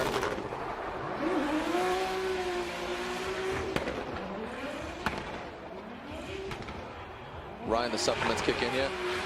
I know you just dropped them in the water. Feeling it yet? No, this is, it takes a while. Okay. What are we dealing with here? What kind of acids? And this is hypermia and testosterone enhancing powder? That's dope. And it's pineapple flavored. See, I'd throw some rum in there and just get tropical with it. Get fully torqued and keep it tropical. That's pretty cool. Yeah, I had some, and my face started like getting warm. I mean, I take some amino acids when I work out, but just sitting here announcing with you, I don't need that kind of stimulation. No. Yeah. Yeah, I just get. All right, so Bluish out front, Bakshis, Gucci, Vinsek, Field. Where's Turk gonna land? Firing off into that first outer zone. Woo, dancing with the devil. Yes, sir. Look at that. You can see the shine of his taillights on the wall. Ryan Turk. Gum out. Toyota Racing GT86. Let's see if he keeps it tight. Yes, he does. The Unicorn Garage giving him the tips to work it out. Past the front clip and across the finish. There is Ryan Turk. Ryan, is that enough to be our #1 qualifier? Yeah, no doubt in my mind that's the best run we've seen here tonight. I mean, if you compare to Kristaps, where he had a few mistakes and really didn't get out wide to the wall. Ryan Turk, early initiation here, and then watch, he's going to, right at this middle section, he's going to start leaning into the wall here, get pretty deep, almost tapped the wall coming off the zone. So that's a great job by Turk there. You can see the red and yellow markers designating the end of the zone. He goes all the way to the zone, and then the touch and go right there. Not a lot of guys getting out to the touch and go or completing the entire second outer zone. And then here, where guys are getting held up, he doesn't get held up. He has a nice arc, nice line through that section of the course. Overall, very little complaints given the conditions, and a great run by Ryan Turk. I would say the supplements worked for him. He just got involved in those supplements and got about it. Did some heavy lifting there. So Ryan Turk is our #1 qualifier, an 87. So is he going to win? You know, he's sponsored by Black Magic, and Black Magic puts up some cash for the #1 qualifier award. Is he going to get it? Is he going to hold on to that spot, or are these guys going to step up? Because you got to think the track conditions are drying up. It's still gray, but no more rain is coming down. And also, Ryan, it bears repeating because, you know, we've had previous rounds where we've had 4, 5, and we're looking at potentially 7 drivers getting by runs, which I really think, you know, there's been some criticism about, you know, not filling the 32 cars. I think it's really stepped up qualifying and making it very dynamic and very interesting with the top qualifiers getting a by run from, you know, from today. Boom. Next time you see him, top 16. Yeah, well, you know, there's a lot of different reasons why, you know, guys couldn't make it to Canada, and you know, we gave out 37 licenses at the beginning of the year, and we're right at 30 drivers right now for the majority of the round. So this opportunity here, where you have less drivers that are coming out to Canada, to really basically get yourself a free round into the top 16 is something that you want to take advantage of, especially the way that the championship is kind of looking like right now. Is that you know that James Dean, you know that Frederick Osbo, you know that Odie Bakchis are most likely going to be in the top 5. Right. If you extend that to the top 7, you've got probably the championship guys that all could get a bye right into the round of 16 if they really go out there and put down the best qualifying run that they can given the conditions. What I'll be interested to find out and see is whether or not we're going to go with this recon lap on run number 2 and how that might affect the second run. Yeah, good point. Here we go, Frederick Osbo, Rockstar Energy Drink. Next in tires, Toyota Racing, Toyota Corolla IM, the hot hatchback of the Norwegian Hammer. Into the outer zone. Yes, he's doing similar to that of Ryan Turk, getting familiar with the wall. Past that front clip, ripping, almost lifting that front left tire, and that's an off-camber turn. Oh, a little wide there, but unaffected. Thing really gripping up. I mean, unaffected by that moisture there, and I have to say that the car definitely went around that corner unlike any of the others. Yeah, when you start to hear a lot more chatter from the judges about their excitement on certain parts of the course, you can tell that things are starting to pick up here. We are starting to see a lot of smoke coming off of the vehicles right from initiation. Osbo maybe doesn't get as deep into that zone as we saw with some of the other drivers that had those high scores like Ryan Turk, but you can see how quick he's running through the course. He's still getting out to the touch and go in a better way than a lot of the other drivers. Fills that second outer zone. Pretty good job on that second inside clip, even though he does overshoot it a little bit. And then through this last section here, just nice and tight on that final inside clip. So a good, solid start for Frederick Osbo. Not sure that's going to be the #1 qualifier, but it'll probably be in the 80s and have him in top 5 position. All right, so Michael Essa. Michael Essa in the mix. He's currently second in points right now. And he's looking very promising. The Achilles Radial Essa Autosports BMW, and the scores are in for Frederick Osbo. Does he knock down Ryan Turk for the #1 spot? No, he does not, but just underneath, 84. So one of those coveted spots, and that's going to be hard to beat. I mean, you really need to bring it all the way to knock Osbo out of one of those top 7 spots. I mean, 84 is a strong score because we take the better of the two.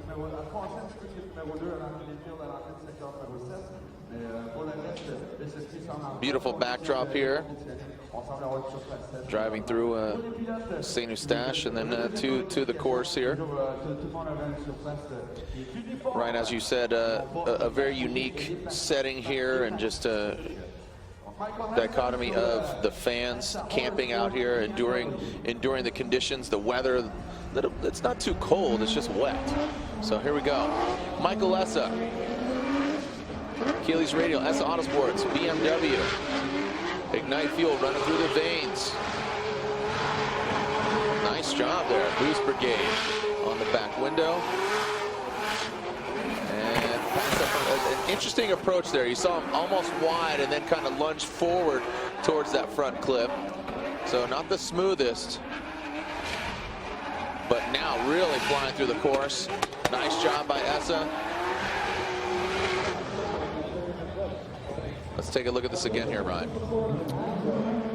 Well, if you didn't catch New Jersey, you should know that Michael Essa was basically 10 seconds away from probably forcing it one more time with Odi Bachis, because both drivers broke on their last run, and it was Odi that made it across the finish line. So Essa has a lot of momentum in his corner. You can see as he starts off here with his first run of qualifying, he looks pretty solid here. Like you said, Jared, the approach to that first inside clip, not the smoothest, but he's able to make it through and reach out to that touch and go. Tries to fill that second outer zone, but is a little bit shallow there. And then through this inside clip, nice and tight. You can see that section of the course getting drier now. Forcing it through that last inside clip is Michael Essa, and he'll have his qualifying run number 1 in the books. James Dean, our current points leader after 4 rounds. Let the conversation flow here. Hashtag FD Canada. I'm getting a lot of messages here. Kyle Cross, he's watching out there.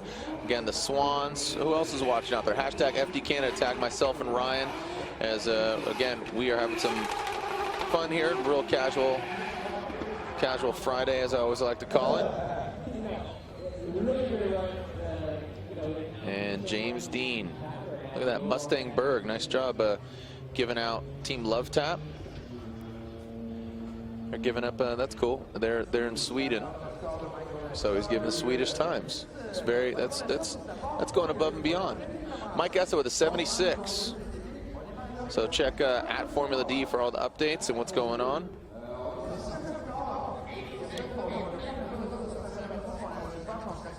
So 7-6.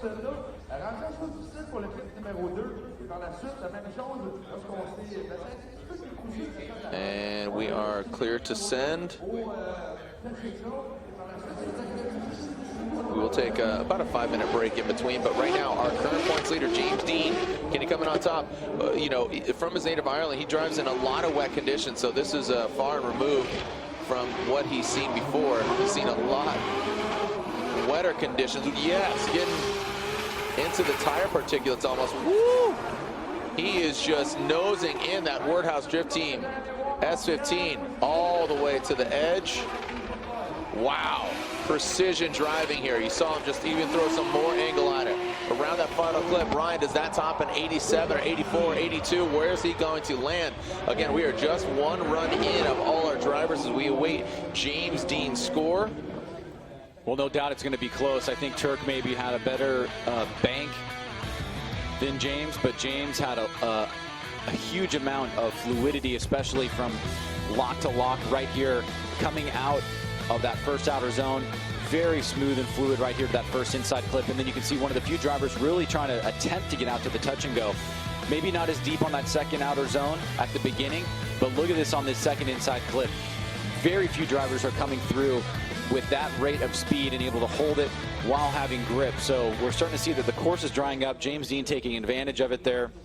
We finish up our first run of qualifying. We'll go back to the bottom of the lineup, but let's see where James Dean slots in to qualifying overall. All right, so we are awaiting the results. You can see the fans enduring. So the wind kicking up, and James Dean at 88. He takes the #1 position. So James Dean breaks down the sectors and breaks down the wall. He is our current Black Magic #1 qualifier. But every driver has 1 more qualifying run in their back pocket. Also, Ryan talked about 7 drivers, the top qualifiers, getting bye runs. You can add that to 8 because currently Jeff Jones does not have a #1 or does have a qualifying score. So we'll see. When we come back, we'll continue here from round 5, what we call True North, round 5 of the Formula Drift Black Magic Pro Championship, presented by Blackview Dash Cameras here at Autodrome st-Eustache. Ryan Sage, Jared Deanda, we're your tour guides, and the drivers are hitting the track for their second qualifying run when we return. Yeah, what up? Who was that giving shout-outs? Lucaria, yeah, thanks, dog. Thanks for tuning in. What do you got? I didn't see it. I know we're live. I'm telling the fans, keep the conversation going. Hashtag FD Canada. Ryan got he got some power on the cookies, so he's good now. And talking to the officials, are we doing a recce run? Okay, so there will be another recce run. So Ryan said you'd see him 3 times. You'll see 4 runs. So 2 recce runs, 1 before each of their qualifying runs. Mark Landerville, who's had some great success here over the years through different sanction bodies in FD Canada. You know, I was talking to the track owners saying, you know, this is his track. Not so much anymore. I mean, there's some serious competition. You know, the Canadian contingent as well as a lot of American drivers coming up here and competing. Jonathan Nairn, you have Troy Manners, quite a few drivers. Yeah, I think Nairn qualified #1 today in FTC. Oh, he did? I think so. I could be. I'm not 100% about that, but I thought that's what I heard. You don't have to make stuff up, Ryan. Just please don't. I'm kidding. That's a joke. That's comedy. Get it. Get some. All right, so hashtag FD Canada. It's a fantastic video of you, Ryan, that I just put on Insta story. You can witness the cookiness, the cookie monster. So, let's see what we got here.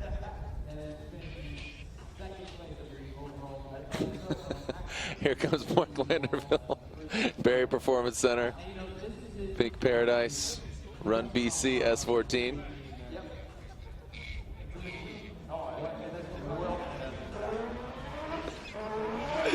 All right, Landerville. Let's see. No jokes here. Let's see him throw it out. Big angle there from Landerville. See if he stays with it. Doesn't get all the way out to the wall. I mean, again, as we progress through the drivers, loving the Achilles radial smoke. That is another sign that it's drying out more and more. Standing on the throttle. He's going to bring it into the front clip. Boom. Knocks it over. Says, get out of my way. Wow. And there he goes, firing off across the finish line. Landerville. Well, Landerville was out there in pretty wet conditions the first time around. Not a lot of smoke. The second time around, it's pretty much full smoke all the way around from initiation. You can see getting on the throttle there. He's still choosing that kind of that mid-low line, so he's going to leave some line points on the table here. I like this smooth transition. Holds that angle probably just as long as you want to make his way out to the touch and go. A little bit on the inside of outer zone #2. And then right here, you can see there's that dry patch on the inside that James Dean took. He's able to hook up through that section, not get out into that wet area, and still able to draw a nice smooth arc into that second inside clip. So Landerville will most likely better his first run, given what we saw there, and he'll be done for the day. And up next, we will go to our next competitor here for his recon lap. And scores are in for Landerville as Pat Gooden. Landerville, 82. Strong score there for Landerville. Mark Landerville, 82. And here is Pat Gooden. Black Magic Intense S13. Pennzoil, Demount, Hankook, all part of this Floridian driver. Passionate Pat, doing it for Dale. Yeah, buddy. Different strategies here, different strokes for different folks as far as the recce run and how they utilize it. Do they throw down basically like a qualifying run, or are they just going to kind of go through the course, find the patches, make sure the car runs? Well, I saw Pat in the convenience store this morning, and he's actually... Great segue. He's actually not feeling very well. He said he's got something like the flu. Oh. He had like 4 or 5 Gatorades and a bunch of water, and his throat was all hoarse. And I was like, "You all right, man?" He's like, "I'm not feeling too well." Yeah. So he's not Pat Gooden, he's Pat Baden. Yeah. Dad jokes. Deal with it, guys. I'm a dad. Okay. Okay, Lantain. Keep your laughs. We got some good commentary going on down here on the ticker, Ryan, on the tag board. Powered by Tag Board. Hashtag FD Canada. Got some Norwegians. Marius Pung. Pat Gooden, not feeling so good, but see if he can throw it down. All right. Front wheels locking up even. You know, they say when you're under the weather, sometimes that's when you do your best. And right now, Pat Gooden looks like he is smooth. Smooth operator. Call him Sade here. Yes. Look at that. Out comes the Giant. Boom. Dialed in on that Black Magic intense front clip. Big angle here. Wow. He missed that front clip, but I was beginning to say some athletes, you know, I had a friend who was an LPGA caddy. He said they always wanted the players that were a little under the weather. That way they let the club do the work. Golf, drifting, two very different sports, but, you know, kind of just letting the car do the talking. Well, no, it's a good comparison here because Pat starts off really strong on the bank, goes pretty deep into the zone there. Nice job by Pat. Good transition back around. You can see right on that first hash mark coming through that first inside clip. Doesn't really get as deep into the touch and go as you'd like to see, and also doesn't really feel that second outer zone, but a much better job on the second inside clip. And then right here, it's just going to go a little bit long, actually a lot bit long on that last inside clip. But overall, a good run for Pat. Should better his first score, and we'll see where that puts him as he is done for the day and can head back to the pits. David Torres, thank you for having us, Canada.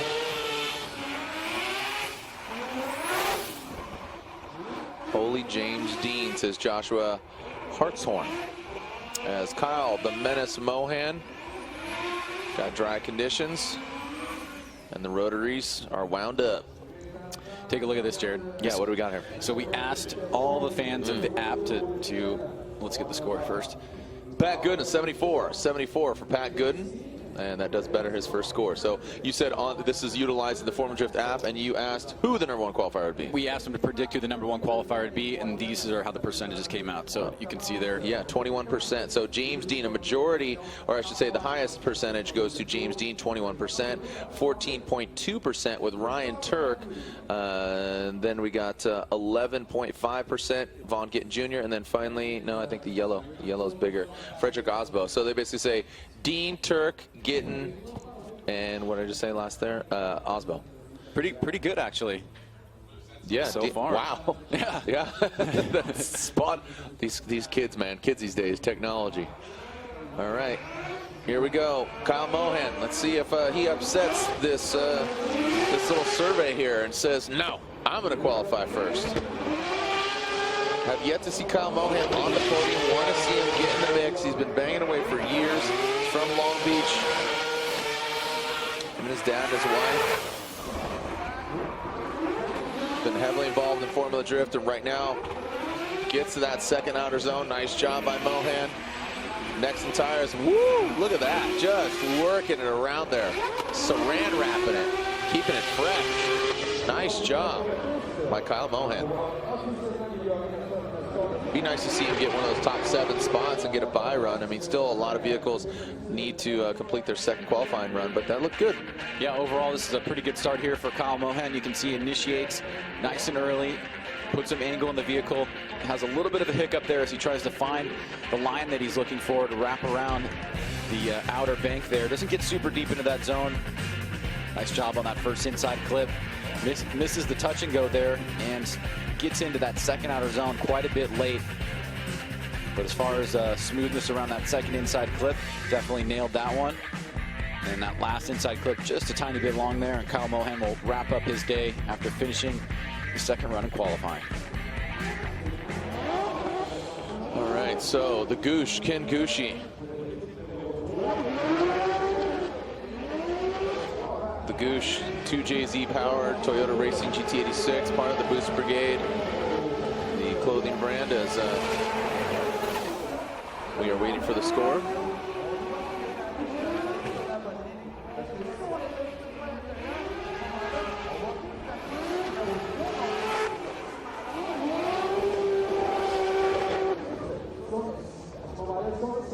'76, nice job. So I talked about those 7 spots, those top 7 spots, and it could be possibly top 8 spots if Jeff Jones does not complete his second run. We'll get an update when it comes to his turn.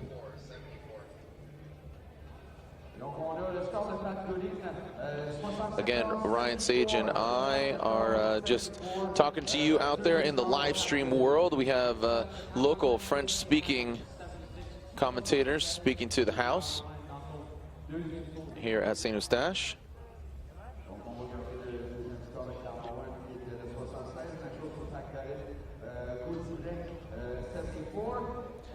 All right, so the Gouche.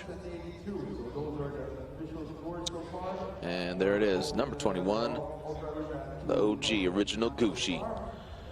Ken Shiro Gushi Hiro. I'm kidding. Kenshiro Gushihiro? Is that his name? You got one too many heroes in there. He is a hero. He is. He's everybody's hero. Kenshiro. Here we go. Goosh throws it in. A lot of drier conditions. Look at that, locking up the front wheels. A lot of these guys are skitching those front tires. You can see a big angle here from Goosh. Nice job. Nasty little flick there. Approaching the second outer zone. Doesn't get all the way out there. Like the fluidity. Drying out. Great grip. And past that final front clip. And the Nexen tires start cooling. Well, Gucci was holding it down in that #1 spot for a while with the 73. Now you got to get into the 80s now, or high 70s, to get into one of those top 5 spots. Gucci starting off strong here. He's one of the first to get out to the bank deep. He does it again here, this time with drier conditions, lots of smoke coming off the vehicle. Nice smooth transition around. Is a tiny bit off that first inside clip, and you can see he doesn't completely get out to the touch and go, which is up on that wall there. And if you don't do that, you won't completely fill that second outer zone, but smooth around that last inside, that second to last inside clip, and then just about 6 inches off that final inside clip through the final turn there for Ken Gucci. So that will probably better his first score, but let's see where that slots him in. He's looking to get one of those top 5 spots, top 7 spots. As now we have Jonathan Castro hitting the course as the judges put in their scores. Yeah. And Ken Gucci in 83 slides him into 4th, and 83 puts him into 4th. The Toyota 86 of Jonathan Castro, Gerdo Metodam. On Nexen tires, Toyota Racing, Papadakis Racing. Lewis Clark wants to know where's his Oreo. Can you send him an organic O? We should try to, yeah, we should send him a digital one. Yeah, send him a cookie. Send him a cookie. Mohan's best race, look at that. Mona Mushroom calling him out. Here we go. Castro, see what you got. From Dominican Republic. Momo kitted and committed. See if he blends in with the wall, the red and white. Works it towards the latter portion of the outer zone. Into the second outer zone. Castro very fluid. Big. You see him just rolling it out there. Very smooth. Really liked how smooth he was here. That could pay off in head-to-head. He's got a score. He's going to be in 32. Will he land in the 16? Yeah, the fast patch, as I say. Well, we've certainly seen Jonathan Castro have some really, truly high points this season, and really just advancing in his driving overall, looking like a strong contender here. He doesn't really get deep into that first outer zone. You can see he does much better job on that touch and go. A lot of drivers that are coming through that first inside clip are shooting straight for that second outer zone. But I like the way that he wraps around this second inside clip, and then big angle here with the nice snap. Doesn't have to pull too much angle out, just makes a slight adjustment. And a lot of times guys will make that adjustment to pull the angle out of the car because they knew they pushed it too far, and he was able to make it look pretty good. So nice job by Jonathan Castro overall. As now Justin Pollock hits the course for his recon run. Oh, this is yeah, my own close friends. Who is that? Hartshorn? Nice. Well, you're welcome. So this is interesting because well, Castro with an 82 for Castro. Justin Pollock, he had an incomplete run. So he needs to get a score. It's do or die for him. He's going to fare a lot better in these conditions, a lot wetter earlier. Now it's drying out. Big things from Pollock? Yeah, it's interesting to think about, are you tempted to do the big, backwards entry, try to go for the 90-plus score, get the #1 qualifying, or is it play it safe, maybe land outside the top 7, but then, have to do an extra round of competition. And Justin only has one chance to figure that out right here. So yeah, he's got to do it. You got to wonder what's going through his mind, what his spotter's telling him.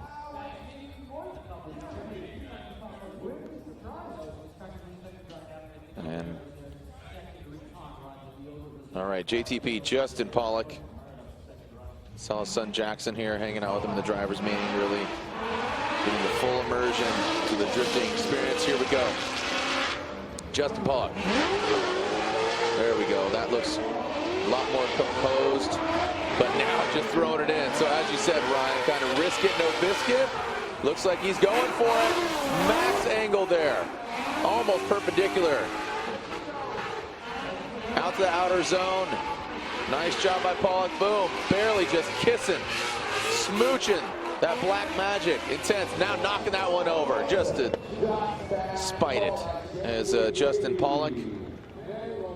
Ryan, is that a top 7 run, top 8 run, or is it #1? It certainly looks like a top run to me. The only thing that he really held back on was the initiation, but it was still, pretty solid overall. He didn't go for that big flick, high rate to angle initiation that we've known Justin for, but he still did a pretty good job in looking like that he was taking an aggressive approach. As you can see, he comes right into it, locks the angle in. Now he's looking for this line. He's going to go from the middle of the bank and shoot out as wide as he can. Doesn't scrape the bumper, but gets real deep into that zone. And then nice snap back, super tight on that inside clip. And again, one of the few drivers actually attempting to get out to that touch and go. When you do that, it helps you fill that second outer zone better. The fluidity coming through this second to last inside clip is really good from Justin. And you can see another smooth transition, just glancing at that inside clip. And those are not going to be deductions for him. Those are acceptable hits of those inside clips. And as we see Chelsea DeNofa come out on course, the judges digesting that run from Justin Pollock, I think that will put him in the top 7.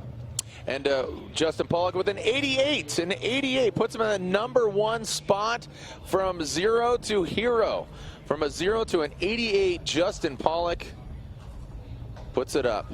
I'm talking about a high score. So great exposure to him. And what's interesting, Ryan, is we haven't really, we broke it down early on in the show. If you watch the opening, Lantain breaking down the sectors is the kind of buzzword as previous years. But the sectors, specifically on that initiation, it's broken down into 2 sectors. Yeah, it's if you look at the track map, and we'll walk through it again tomorrow, all of the line and angle points are basically mirrored in the sector, so they're worth exactly the same amount of points.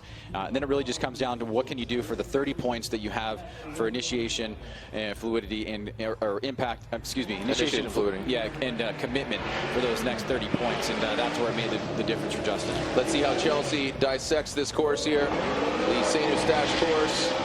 Looking a lot stronger here on the second run. These guys are getting ideal conditions. Chelsea DeNofa, the first to tap the wall, come out unscathed. Woo! Big angle here. Can he knock down that other Mustang of Justin Pollock? Chelsea DeNofa. It is SHGR. Say howdy, get rowdy, as he is on fleek, as the kids say. Woo! Look at that. Nice job. Netto tires on point. BC Racing. Ford Performance Mustang RTR. Ryan, is that enough to take down the other Mustang, one of 3 of JTP? Well, I think from the onset, it was a much more aesthetically kind of pleasing run compared to Justin's in terms of the amount of smoke generated and the commitment here up against the wall.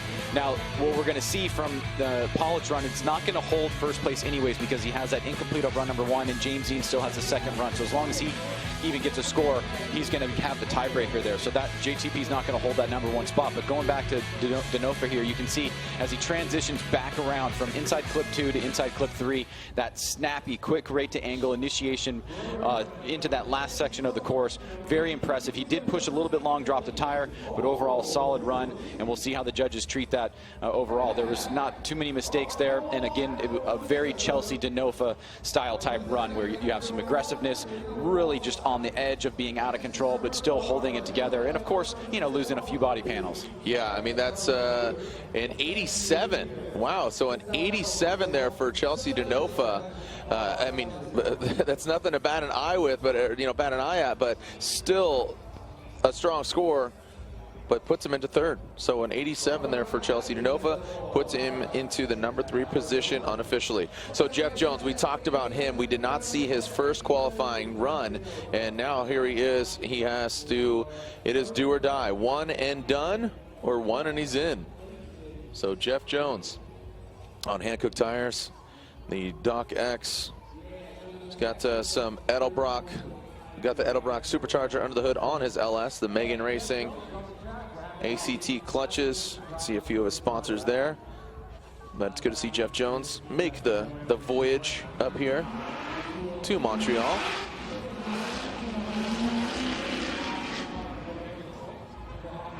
right, so this is his recce run.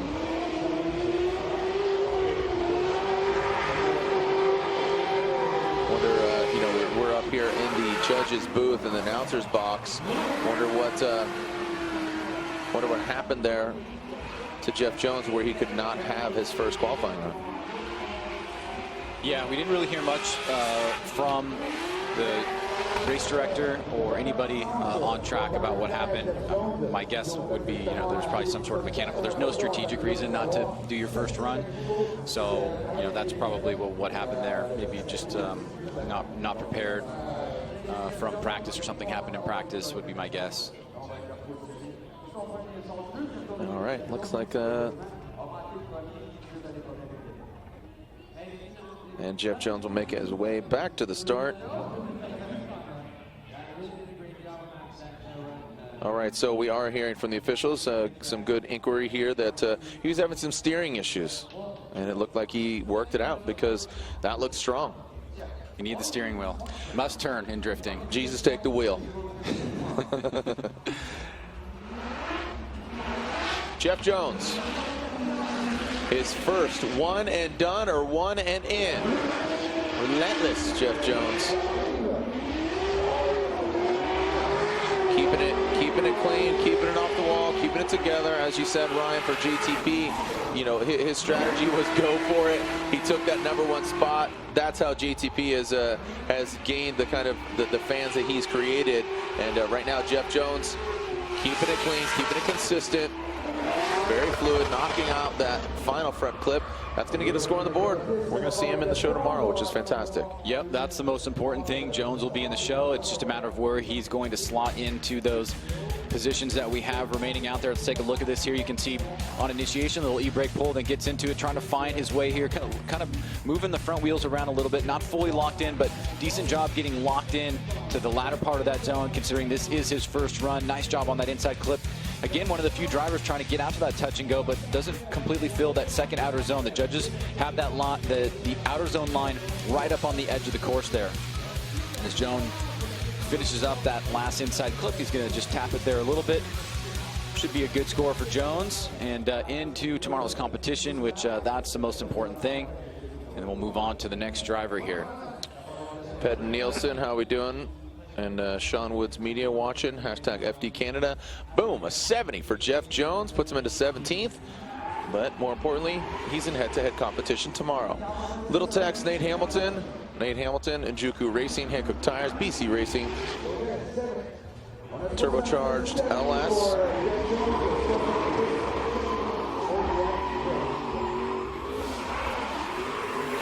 And here is, again, S13.4. Been piloting the S chassis his entire competitive career. Having seen Nate Hamilton develop over the years. It's great to see him back here in pro competition.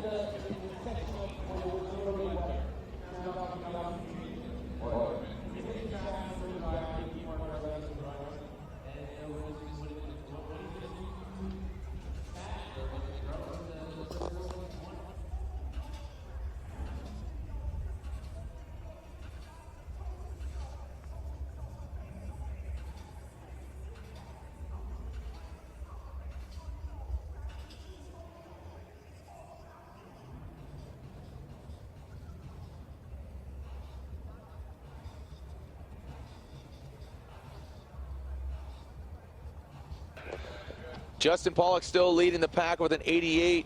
James Dean right behind him, but it's basically going to be, we'll take the higher score of the two. If there's a tie, default to the second, and then there's a whole process. So both those guys with an 88. Here comes Nate Hamilton.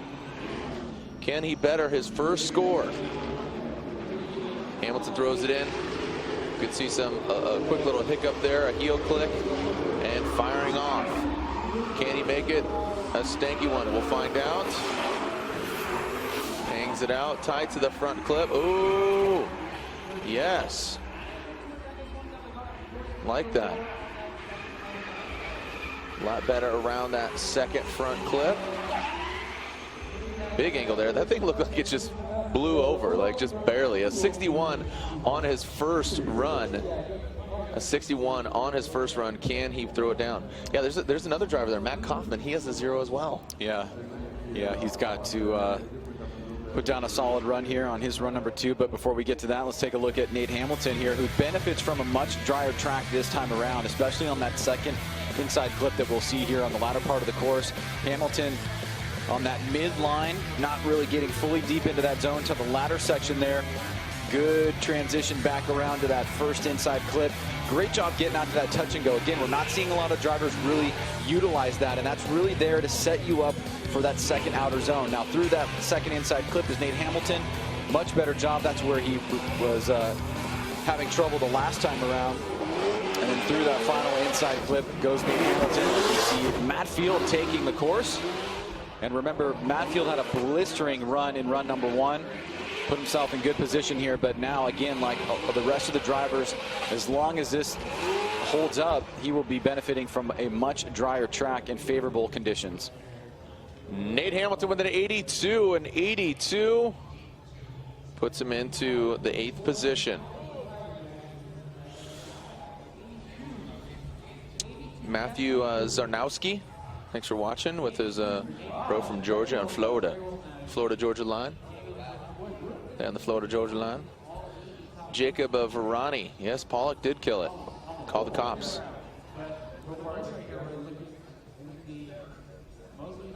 And Pollock again still leading. Let's see what Matt Field is going to throw down. A 72 on his first run.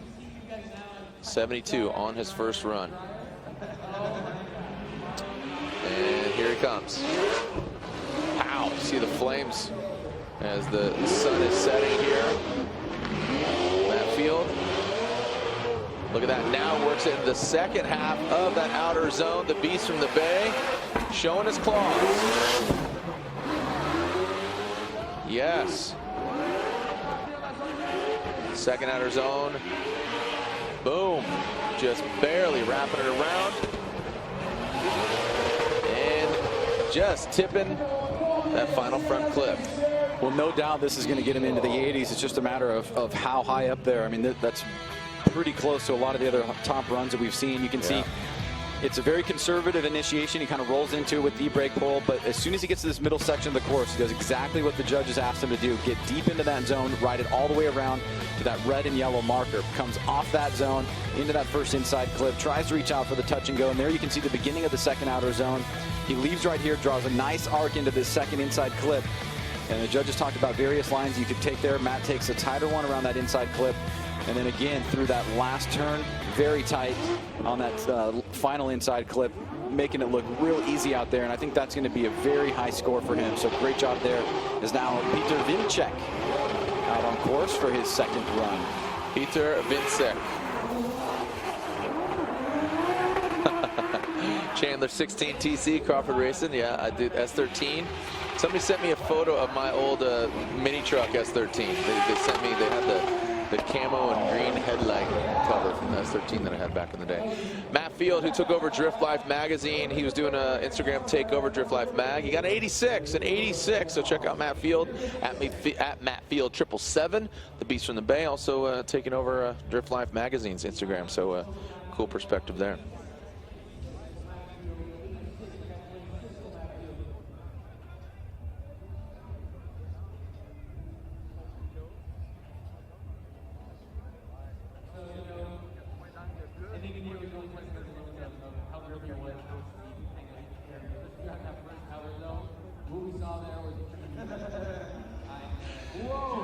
Poutine and Oreos, always a fan favorite. Ryan actually crumbles the organic Oreos over his poutine, and then that's how I get my sugar content. You got high fat, carbohydrates, sugar. Well, sugar. Where do the powder supplements come into play? That just gets me jacked up, dude. Fully torqued. Peter Vincik gets up. Poland. Take it off. Here we go. Peter Vincik. Wardhouse Drifting Falcon Tires. Yeah. Atta boy. Yee. Consistent smoke all the way through. You can hear the exhaust note. All the JZs. Count them. 1, 2 JZs. Ooh.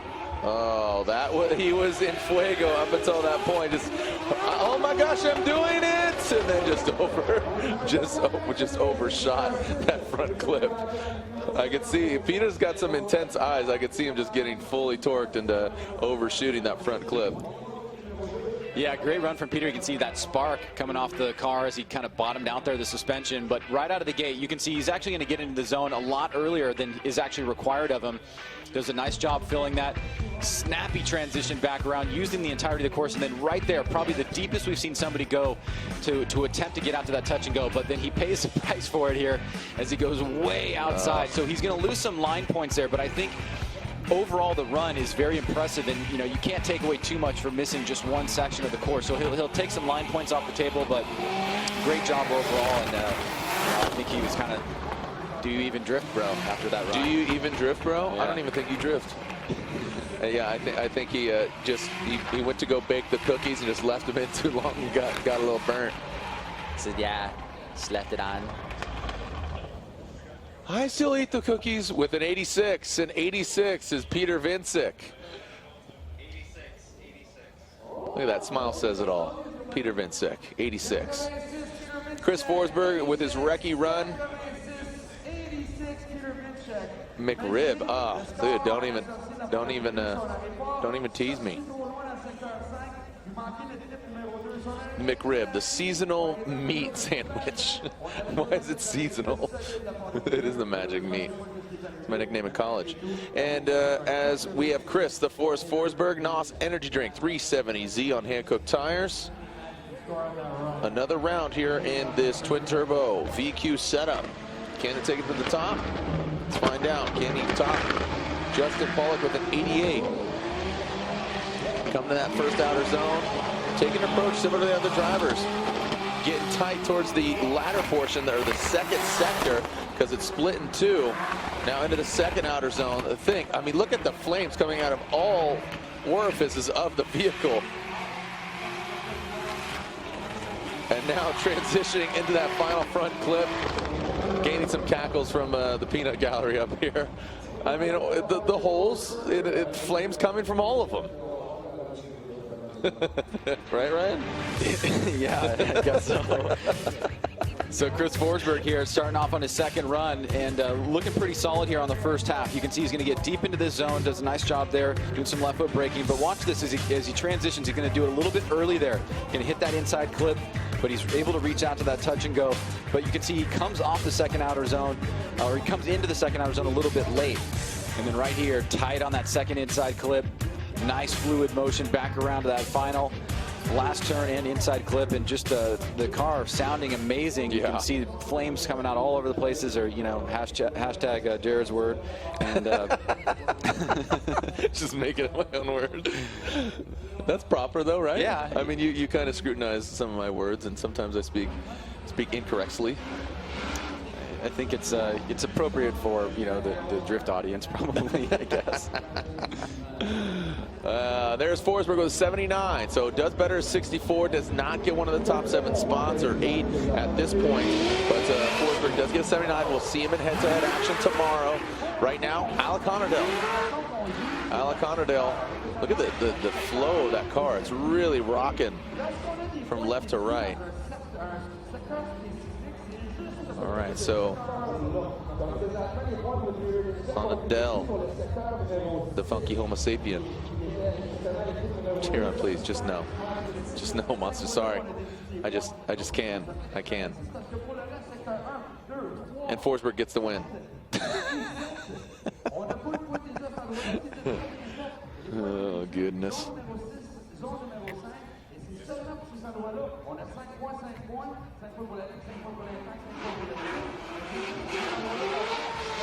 And here comes Honadel. Honadel, whoa, getting intimate with the wall. Nice, oh, shattering some carbon. Yeah, I was going to say, Honadel's kept onto his body kit for both runs.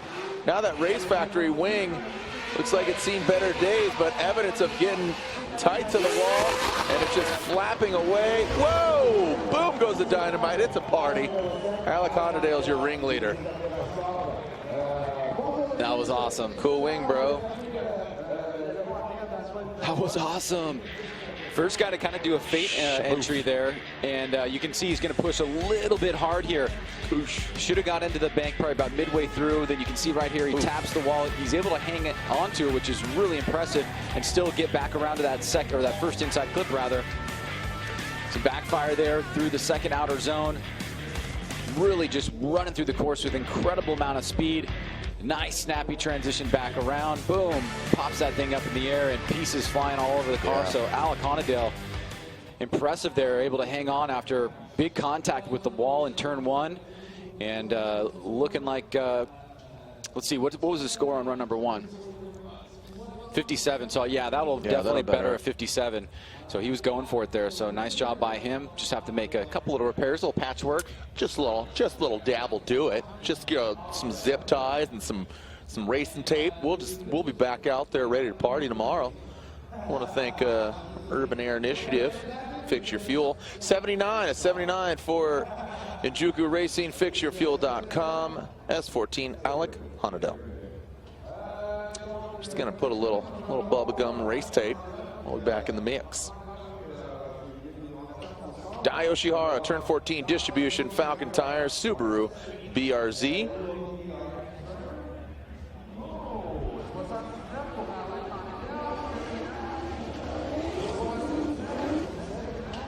All right. So this recce run here for Dai Yoshihara.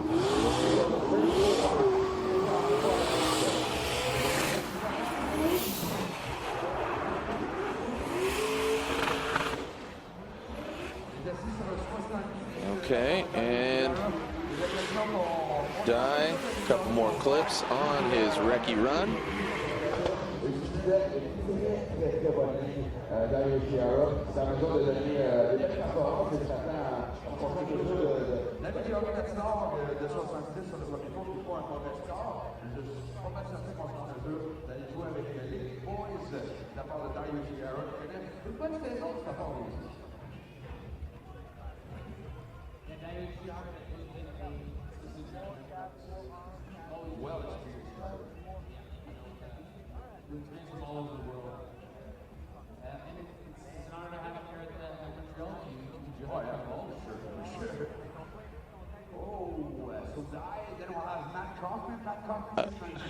All right, here we go. Dai Yoshihara. Yoshihara can't any better his first score of a 70, as you can see it, currently 19th. Let's get up in the mix. Come on, Dai. Seems to be the approach, the second half, the second sector of the outer zone. Hands onto the wall, barely nicking that first front clip. Now into the second outer zone. Look at that, it's just the front half of the car just floating, hovering into the second front clip. Ripping, knocking out that final. What do you got? What do you got? Well, let's see, Yoshihara is just outside the top 7, I believe, right now. He's got a 70, so he's got a little bit of work to do here. Nice initiation by Dai. You can see he locks into that angle. Let's see where he enters the bank, right about that midline. So that's pretty good. He could have got a little bit deeper there, but he was able to get in, at least attempting to get deeper into the wall, right at that midline where the judges are asking. Super tight on that first inside clip. He doesn't really have the impact that like even Honadale's run had, even though he had made some mistakes there. You see the guys that are getting these really high scores have that really fine line that they're trying to thread there between being out of control and in control.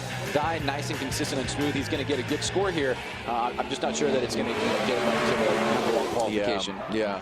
So Matt Kaufman out there on course, and this is another situation where he has a 0 on his first run. He needs to put down a score.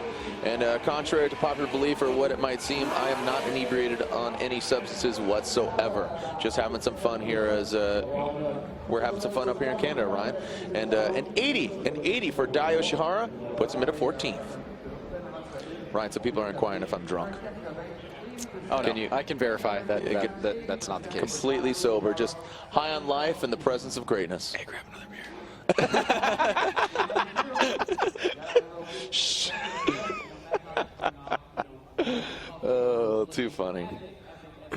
I like it when it's like this. It's good times. Not that the others are bad. This is just fun. It's managing live and live stream, which is a lot harder to do. For sure. Here we go. Matt Kaufman.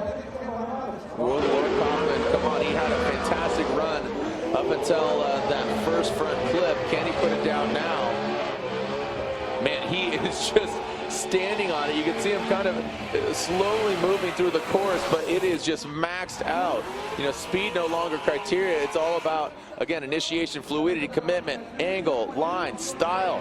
What you got? There, he is past the point of no return for him.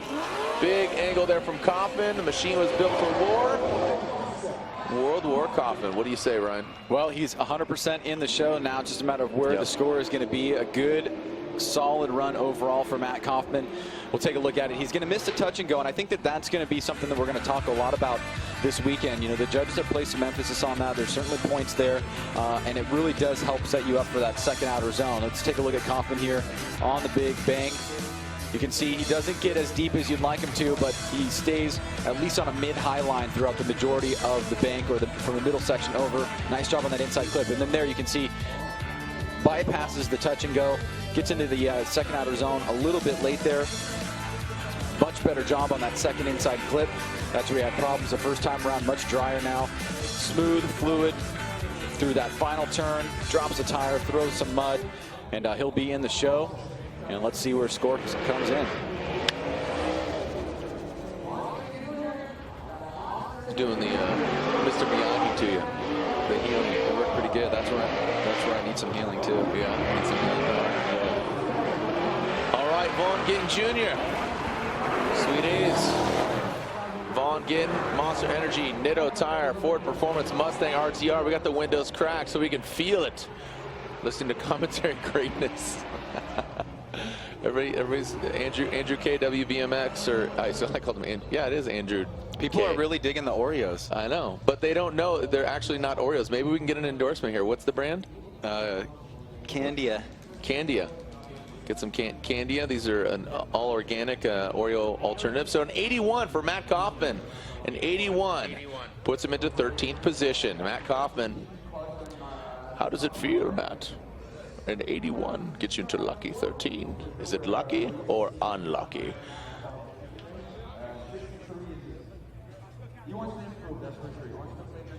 All right, Vaughn Gittin Jr., Joplin, Maryland.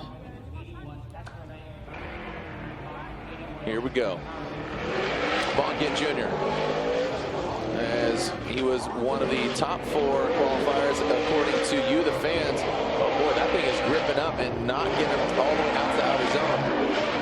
So it seems that the track conditions have not favored Vaughn because he is really linking up where the rubber meets the road. Look at that thing. Woo, it is bouncing all over the place. Looking like he's in a bounce house. No shoes allowed. Ooh, lifting that front right tire off. Cool as ice. Well, I don't think Vaughn's going to be the happiest about that run. It certainly did not look Vaughn-esque on this section of the course. You can see right here, right out of the gate, car starts gripping up, moving forward. He's on a middle line there. You can see he tries to get the butt of the vehicle out to the outer zone, but by the time he gets to this section of the course, it's too late. He's a little bit off that inside clip. Better job on the touch and go, but as he's bouncing around the course here, he's trying to make up some ground to try to get some of those line points back from the bank. Better job through that second inside clip. And right there, through the finish line, is Vaughn Gittin Jr. So that pretty challenging job for Vaughn on the bank, and I think he's going to lose a few points there. I'm not sure that that's going to be the run that he wants to take into tomorrow's competition, but nonetheless, that'll be it. So sorry, I just thought about it, and another driver, Dean Carney, he needs to get a score, otherwise he will not be in the mix tomorrow. His Oracle Lighting Achilles Radial Dodge Viper, he had troubles on his first run, so now he needs to put it down. Hopefully he's taking notes, his spotter's in his ear. Just get it together, get a run on the board, because his Viper looks great until right there. That's when he rotated last time, so we need to see Dean put it down. Actually, sorry, he got into the dirt and then he spun out. So Vaughn to the 78. A 78 puts him into 18th. He betters his first score. Red Baron Racing, how we doing, Donovan? Oh my Honda Inc. 7313.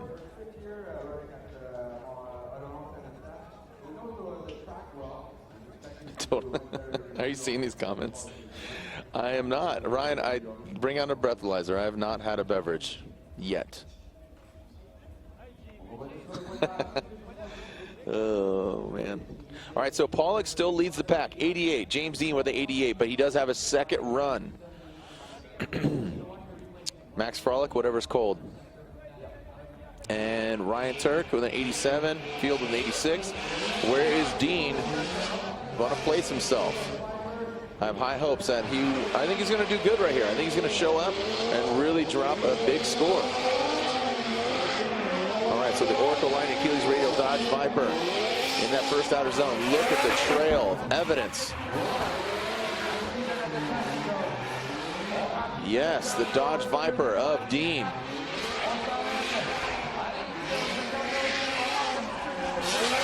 Approaching that final front clip. And knocks it out. Ryan, what do you think, top 10? Yeah, I think so. I think really the only mistakes there is he could have been deeper in this section of the course here. And he made a little bit of mistake coming off the bank into inside clip number 1. See, some of the guys are getting into the zone a little bit earlier, and they're getting deeper. Watch right here as he comes off through this first inside clip. Right there, just makes a little bit of mistake where he pulls some angle out of the car, so not to hit that first inside clip. But better job here through that second outer zone. Nice and tight on that second inside clip. And finally, wrapping it up around that final inside clip is Dean. So he's in the show. Nice job by him to not succumb to the pressure. And let's see where he slots in. Christoph Blush, so Canadian, a Latvian.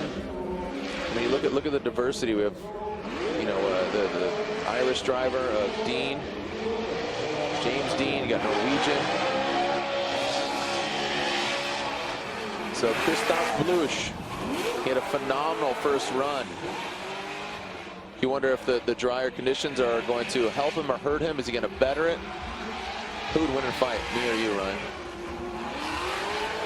Other people have asked me that too. I know. I mean, I definitely have speed on you for sure. Yeah. Wow. Okay. Yeah. just getting really bold. But if you smother me, it could be shot. Smother. Yeah. Wow. What is this, like a grade school, like, hey, you fat double R? Like, I felt like that's what an 84 for Dean Carney.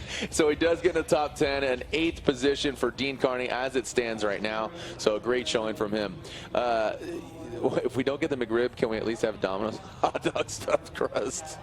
Yeah, I don't know. I feel like I don't take hits very well. I've only fought twice in my life. Once was in middle school, and the other, did you know this? Do you know where I fought the other time? No. Novato, California, after Formula Drift Sonoma. No way. It was a total bar fight. Dang. It was a great one. I mean, there were quite a few drivers that are in the grid currently or past, and or judges that actually got in the antics.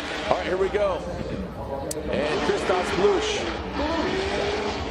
isn't really on the loud pedal right now, but you can see the smoke now turning up. So the rotations of the Achilles.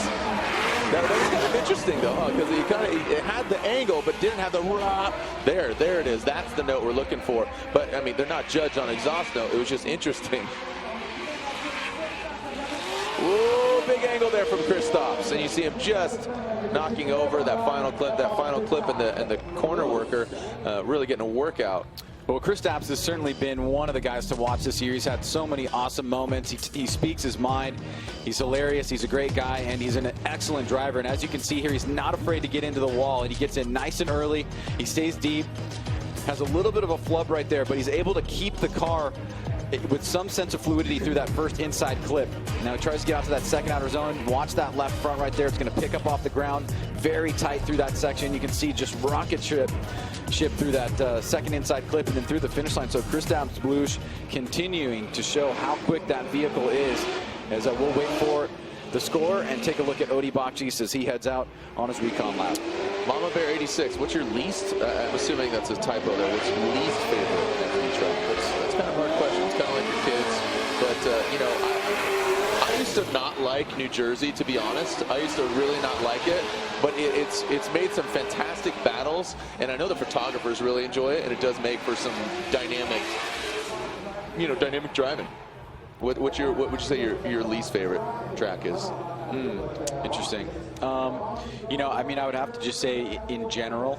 There you go. You got Kristaps at third place. Oh, there you go. Kristaps Blush with an 88 puts him into third position. One of those top spots that he's going to get a bye run with only a few drivers left. I believe that pretty much puts him into the top 16, the fast pass. I would say the one that we suffer the most in is Orlando for sure. Right. It's just hard to avoid the heat in general, so that makes it hard. You know, especially on the drivers. And I'm sure a lot of drivers think that as well. But you know, we've seen some great action there, so it's hard. Yeah, it's like I said. It's kind of like saying which one is your worst kid. Right. You know? Oh, it's definitely Daryl. That Ryan, he's just can't keep his finger out of his nose. Can't keep his finger out of all of his orifices. All right, so we have Odi Bakchis leaving the start line. The Falcon tires, drifts, hardcore wheels for the street. S14 on field suspension. Some ARC Performance products underneath it as well. Let's see. See, look at that car. I mean, the dynamics of it, gripping up, but ripping into it. Doesn't get tight to that either of those sectors. But man, I mean, this thing, I don't know if it's because we're in this room right now, but the cars are just absolutely projecting the exhaust note. I mean, it is just echoing through st-Eustache. Well, really impressive run by Odi, but he did really not do as well as he could have on this section of the course here or the touch and go. Let's take a look at this one more time. Kind of like Vaughn, he grips up a little bit. He doesn't have enough momentum to push himself out to the outer part of that zone, which is where you're going to pick up, you know, those line points. And then through this section of the course here, he transitions and does not get out to the touch and go. And as we find Odi wrapping around this second inside clip, much better job there. Good transition back. Nice and smooth. So just a couple little mistakes from Odi. I think he is sitting on a 80, so he's already got a really good score. Can he better that here after that run? Let's find out as Ryan Turk now takes his recon lap. Ryan Turk in the gum out, Hankook tires, nameless performance, Toyota Racing, Toyota 86. Ryan Turk kind of looking a little villain-esque. He's got the black nose and the evil eyes, almost Batman. And I see somebody. Who is your favorite era Batman, Ryan? You know, because you go through them. You got the Keaton, right? The OG Michael Keaton. I mean, you go Adam West if you want. You know, rest in peace, Adam West. But you got Keaton. You got what's his name? I mean, Christian Bale. So go Batman. Oh, definitely Ben Affleck. that's what I was looking for. No. Ben Affleck. Keaton and Bale for sure. Really? For sure. Yeah. You'd go. Yeah, Keaton and Bale. Yeah. Like, so Keaton, do your Keaton Batman. Let's see. Like, what's your name? Who are you? I'm Batman. I'm Batman. Yeah, and then you're. Oh, hold on. Here, Odi Bakchis. Speaking of Bakchis man, Odi Bakchis. 85, and 85 puts him into 8. So Odi Bakchis with an 85 puts him into 8th qualifying position. So, and then the Christian Bale. He's more. His is more angry. I'm Batman. yeah. You want to get a score? You're gonna have to put down a phenomenal run. So I'm gonna do Ryan Turk's run here in Batman voice. Ryan Turk in the Gum Out Toyota Racing Toyota GT86. No, all joking aside, this is all serious. These guys are the teams and all the sponsors have worked hard and effortlessly to really forge a championship run, and the guys that are up here willing to put on a show at just an iconic track. So here we go. Ryan Turk, shoot for it. He's currently 5th. He already has a great run, and he is already going to be seeing himself in the top 16. But right now, Ryan Turk, keep it off the wall. No, not what he wants to do. And this is the moment where you're like, why are you pushing that hard? Oh no, so the Gum Out, Nameless Performance, Hankook Tires, Toyota Racing, Toyota GT86. Ryan, this is where it begs the question. You're already 5th, you had a bye run.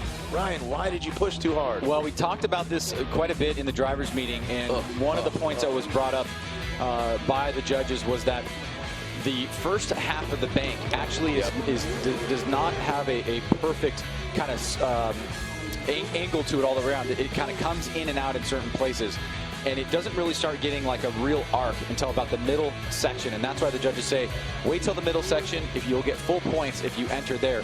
Turk got into it real early, and you can see there's a lot of tire that will start to add up as the drivers go through there, and that can really cause a loss of traction. And then once you get sucked up in the bank, right, you can see Ryan's trying to turn out, but he just can't. You're in the tire particulates. It eats you up, and as you said, it's not a perfectly round. It's not just a ball cut in half, not a circle. It's not a semicircle.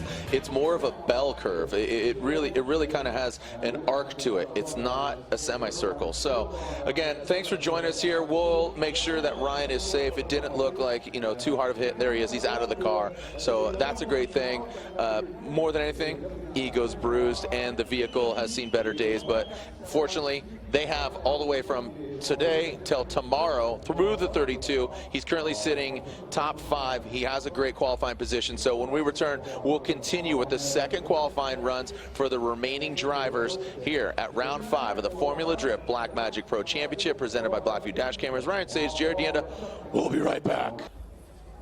Welcome back as, excuse me, we are ready and waiting for Frederick Osbo. So now's, again, another time for you to win a set of wheels.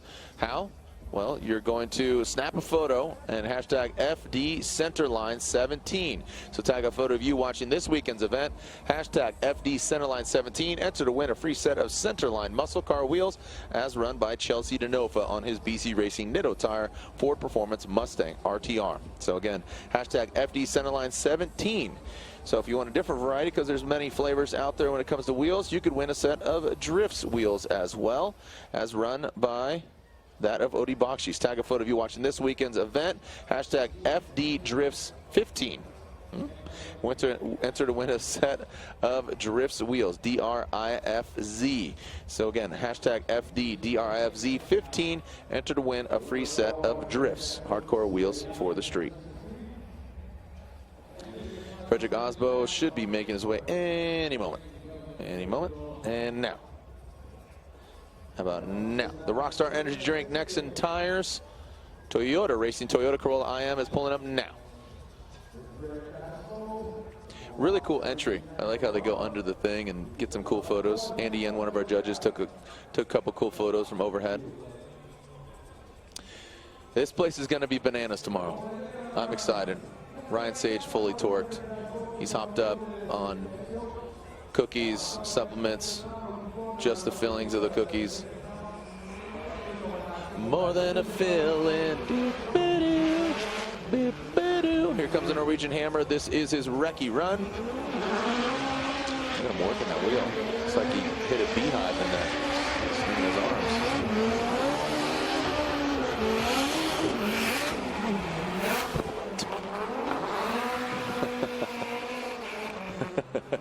I can't think of it right now. Oh, doctor!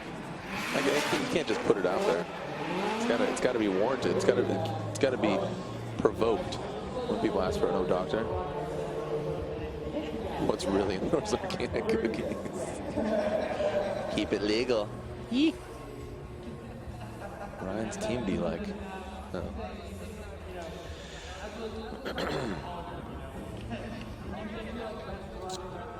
All right, so Frederick Osbo, whip it around. When a problem comes along, he must whip it into shape. Glad that some people are enjoying our commentary. We're having a good time. But push comes to shove. These guys got to put it down. Frederick Osbo, leave the start line. Osbo, is he going to get one of the top spots? Here we go. The Rockstar Energy Drink. Nexon Tire, Toyota Racing, Toyota Corolla IM. Into that second sector. Gets tight to the wall. Transitions past the first front clip. Is he going to get the fast pass into the top 16? You know he wants to get it. Again, fighting for another championship run. He won in 2015. Can he do it again?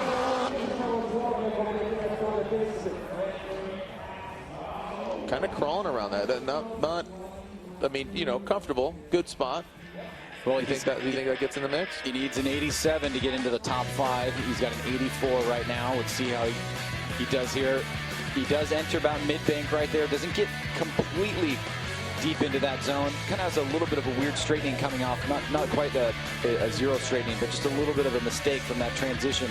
Nice job getting out to the touch and go. Fills that second outer zone. Smooth through this second inside clip here. Nice transition back around. Big angle there from Frederick Osbo and through the finish line. So does that get him into the top 5? He'll settle for the top 7, but he needs an 87 or higher. Ryan, I thought it was really dark outside and the lights weren't really working. I just realized the windows are tinted. Yes, we're in the back cave. We are in the back cave.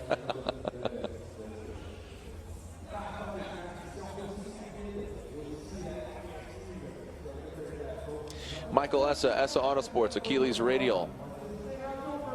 Bimmer. Wrecky run here for the former champ. Again, second in points right now. Really doing a good job.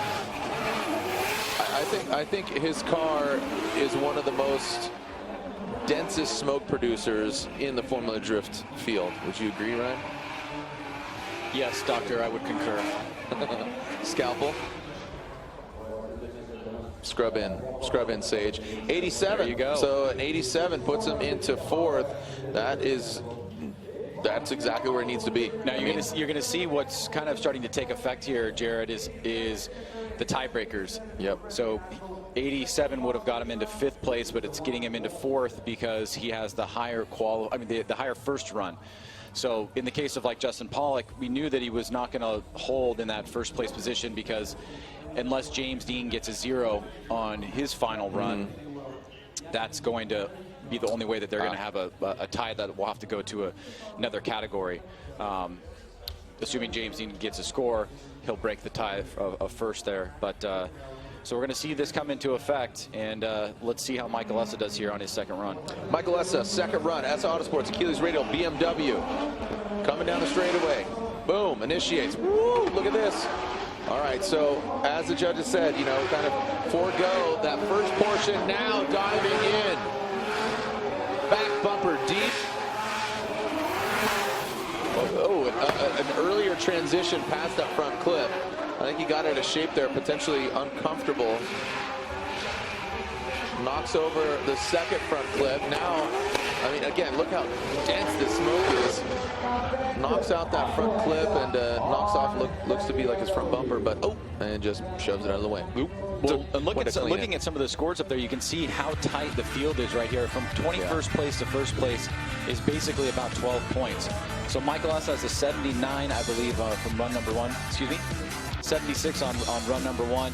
He does a great job with his ankle, but right there he has a little bit of a flub, and then you can see he tries to avoid that first inside clip, and it actually caused him to straighten. He might have been better just hitting that clip and driving through it and then getting out to the touch and go. So there's going to be a little bit of a mistake there.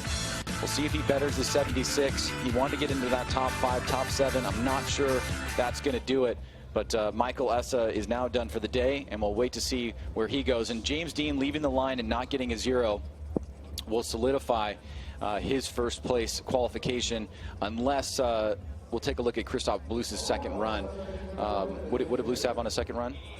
88. So they both had 88. So James Dean needs to have a better score here in order to solidify first place. A better score than Christophe's other score.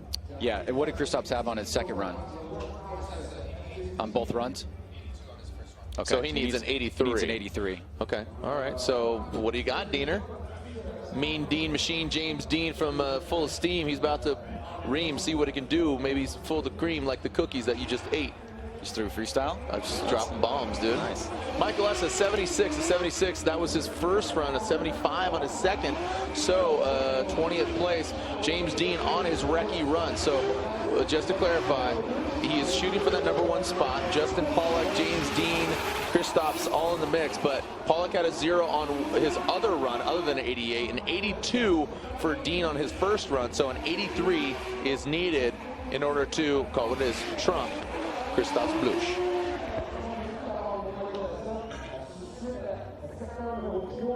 Throwing some sparks. Local time here, just right after 9 o'clock, 9 p.m. or right here at 9 p.m. local time. Yeah, good night. Thanks for watching from North Africa. Motai, Chev Mal 71. You're probably already asleep.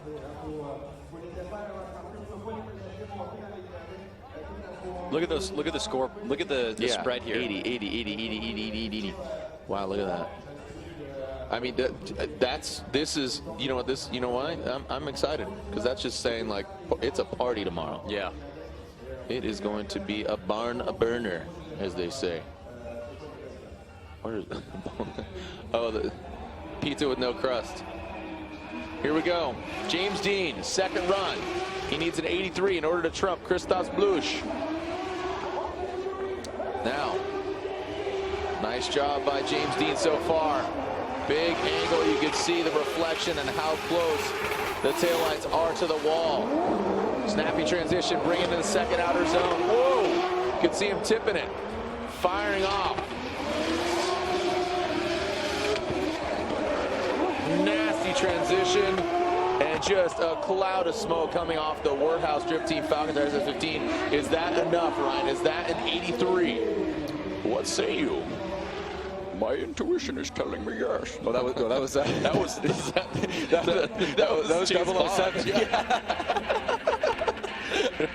I want to do that more to get to know you better.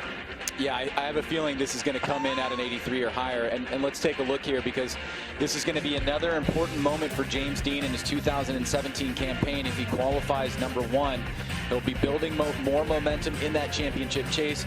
You can see he's not making many mistakes here. He had that 88 on his first run. Has a little tiny hiccup there around that second inside clip, but really not much to criticize here from James Dean. He does a great job overall. If he drops an 83 or higher, he will be your #1 qualifier for tomorrow's competition.